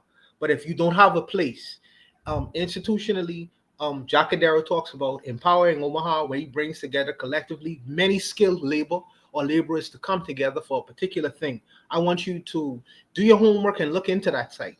You may find something that you maybe want to invest in. You have Black Steel. Black Steel is in South Florida. The president of the United States is currently getting rid of the Department of Education. Okay, so that means there will be many people, left out there. So, maybe get with Black Steel. Maybe you may be able to tutor someone or assist in, reading or something, because that will getting rid of the Department of Education will relieve a whole lot of shortfalls for Black folks. Education is one of the pivotal institutions within our community. So if you are skilled in that particular thing, get with him on that particular thing. Brother Bakari is invested in buying back Black business issues, economics, and things of that nature. If you have a business, get with him and help him, and let him help you to promote your business, whatever it is, whatever your state is. If you don't have anything, get with him and even to coalesce or have conversations with him to try to see if you can help him build that brand in collectively getting together to promote Black business. All these things are institutions within our community. And now that you have a network of people who are, have a piece of investment into all these kinds of different ideas and things like that, get with them. If you're interested in island affairs or business matters in the Caribbean, get with me. Get with me. I'm nothing beyond asking or having a conversation with. Just grow where you planted. If you can't do it within your state, within your community, and where you don't see it being fostered, grow where you planted. Address the brothers in the room and sisters, and then do your thing here if needed. So that would be my advice.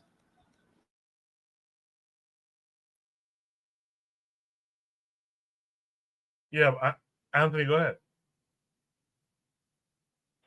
Yeah. Okay. Yeah. I really. Okay. I'm gonna be real brief. Really, what I was thinking. I was thinking that the sister, the questions she was asking, I don't know necessarily. She was talking, and she could correct me if I'm wrong. I don't think that she was talking about like institutions, like government institutions or whatever, or some kind of institution. I was thinking that she was saying institutions, from among our own people and stuff. If I am mistaken, I don't think she was saying like we need an institution for the government or some kind of national institution. I thought that she was talking about some grassroots stuff. That's all I wanted to say. And I'll leave it right there. Yeah, like you, I got that. I got the question is more along the lines of how do we organize? So what organizational structures, how to interconnect them, that kind of thing. More like a grassroots organization, but in what style? I think that's really what she was asking. The second part, I'm not going to put up on the screen, but she did also want to know if we should be aggressive, kind of like the AU in terms of, organizing a body that dictates that every that everyone, every nation involved operate a certain way. And I'm, you had me bought at aggressive. I think whatever we do, we got to be aggressive with it. And I think this passive thing, this passive diffusion and all that type of thing we've been banking on just isn't enough anymore. Because we're still falling behind a lot too. If there's no other thoughts on that prompt, then I would like to get shout outs from everyone for what they saw positive during the week, either in their personal lives or in the African world. I'd like to get your shout outs for something positive. Let me start with Ditso on this one. What would you like to shout out this week?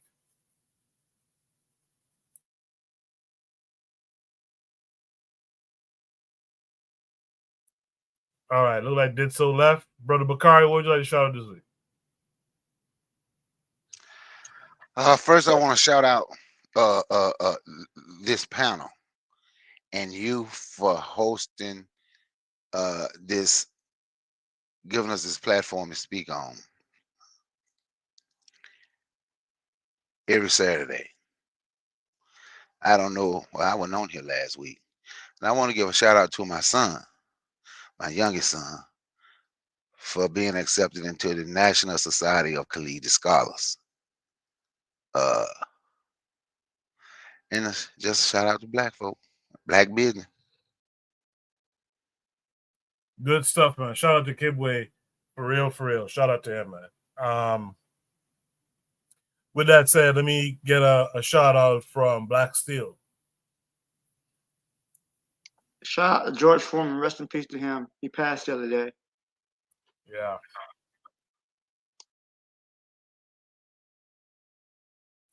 Oh, that's it, Black Steel? Okay. Shout out to George Foreman.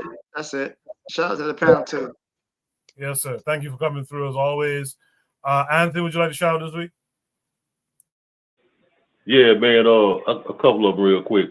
Yeah, and I didn't know that George Foreman passed, so rest in peace, George Foreman.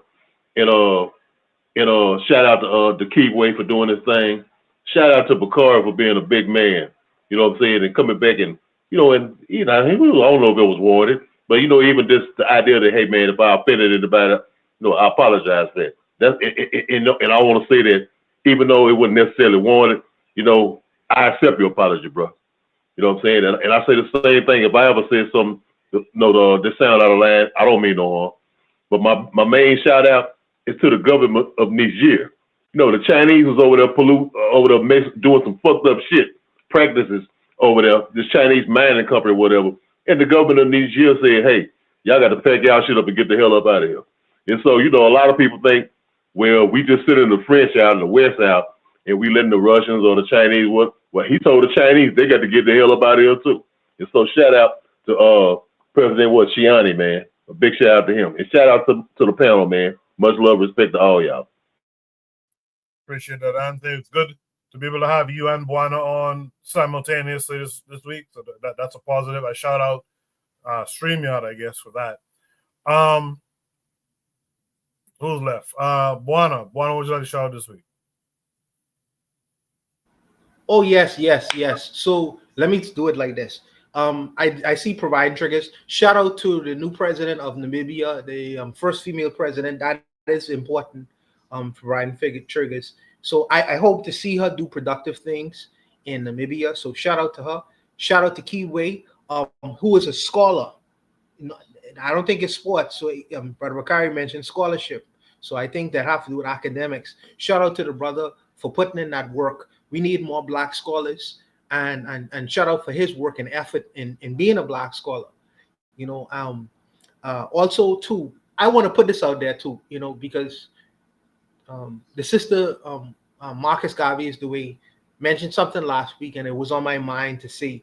And I just want to say, Marcus Garvey, Barbados, the brothers, the mature brothers on the panel, we are not out of reach. If you want to have a conversation in terms of whatever this thing is that you're going through, we are not beyond your reach. So just get out to us, reach out to us, and we are not beyond having a good conversation.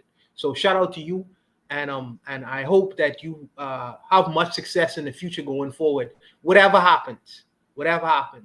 But for everyone else, shout out to all the great contributions that was made tonight. Also, one last thing, and I gotta push this. Koku is on a new panel. This is StreamYard. StreamYard has all of us on StreamYard. Okay? Now, all of us are over 30. Yeah, all of us are over 30. The brothers could contribute $20, man. $20 is less than $2 a month. You know what I mean? I ain't talking for the brothers who can't do it. If you can't do it, I ain't talking to the brothers. I talking about the brothers who spend $20 on lunch. You're all brothers. If you could do it, contribute to the channel that you all like to bloviate on every Saturday night. Give Koku some money, subsidize his work so we can move forward with this and help spread the message of Pan-Africanism, Gaviism, and etc. So contribute to this channel because we love this channel and we want to see this channel grow and move forward. So give something to the man, subsidize him, because StreamYard is not free. I'll leave it there. I appreciate all the brothers coming out and giving great messages. I'll leave it there, Koku. Go ahead, bro. Yes, indeed. So that's the end of the show tonight. I want to thank everyone who participated on the panel, of course, everyone who participated in the chat, and those of you who will be listening to the playback. We shall be back next week. Again, we're on the countdown to episode 200 of Shoot the Breeze. And I'd like to get some ideas from you guys. What should we do during that 200th episode of Shoot the Breeze? So you guys join the Discord, DM me some ideas, leave some comments on YouTube, and let me know what you think we should do. I already joined the Discord. Sorry, I was out. Thank you, Koku, for everything. Great work. And thank you, all the panelists. And shout outs in the same line to the new president, Namibia. And let's go. Let's rock and roll. Have a great night, everyone. All right. Thank you for that. So we should be back next week, Saturday, 8 p.m. Eastern Standard Time. Make the adjustments if your time didn't change. So I'll see you guys next week. In the meantime, you guys be good, be African. Peace.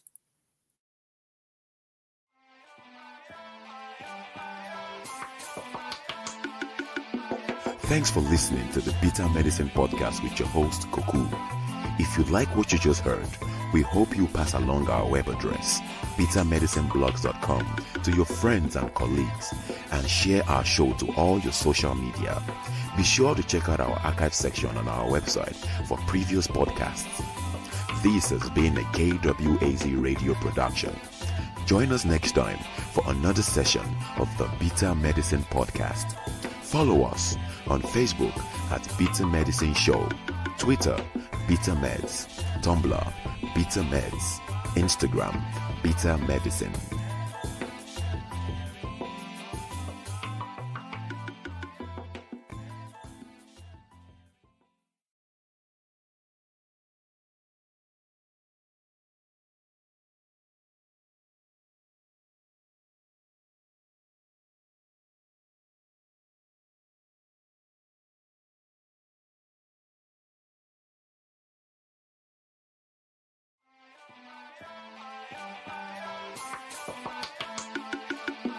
Thanks for listening to the Bitter Medicine Podcast with your host, Koku. If you like what you just heard, we hope you pass along our web address, bittermedicineblogs.com, to your friends and colleagues, and share our show to all your social media. Be sure to check out our archive section on our website for previous podcasts. This has been a KWAZ radio production. Join us next time for another session of the Bitter Medicine Podcast. Follow us on Facebook at Bitter Medicine Show, Twitter, Bitter Meds, Tumblr, Bitter Meds, Instagram, Bitter Medicine.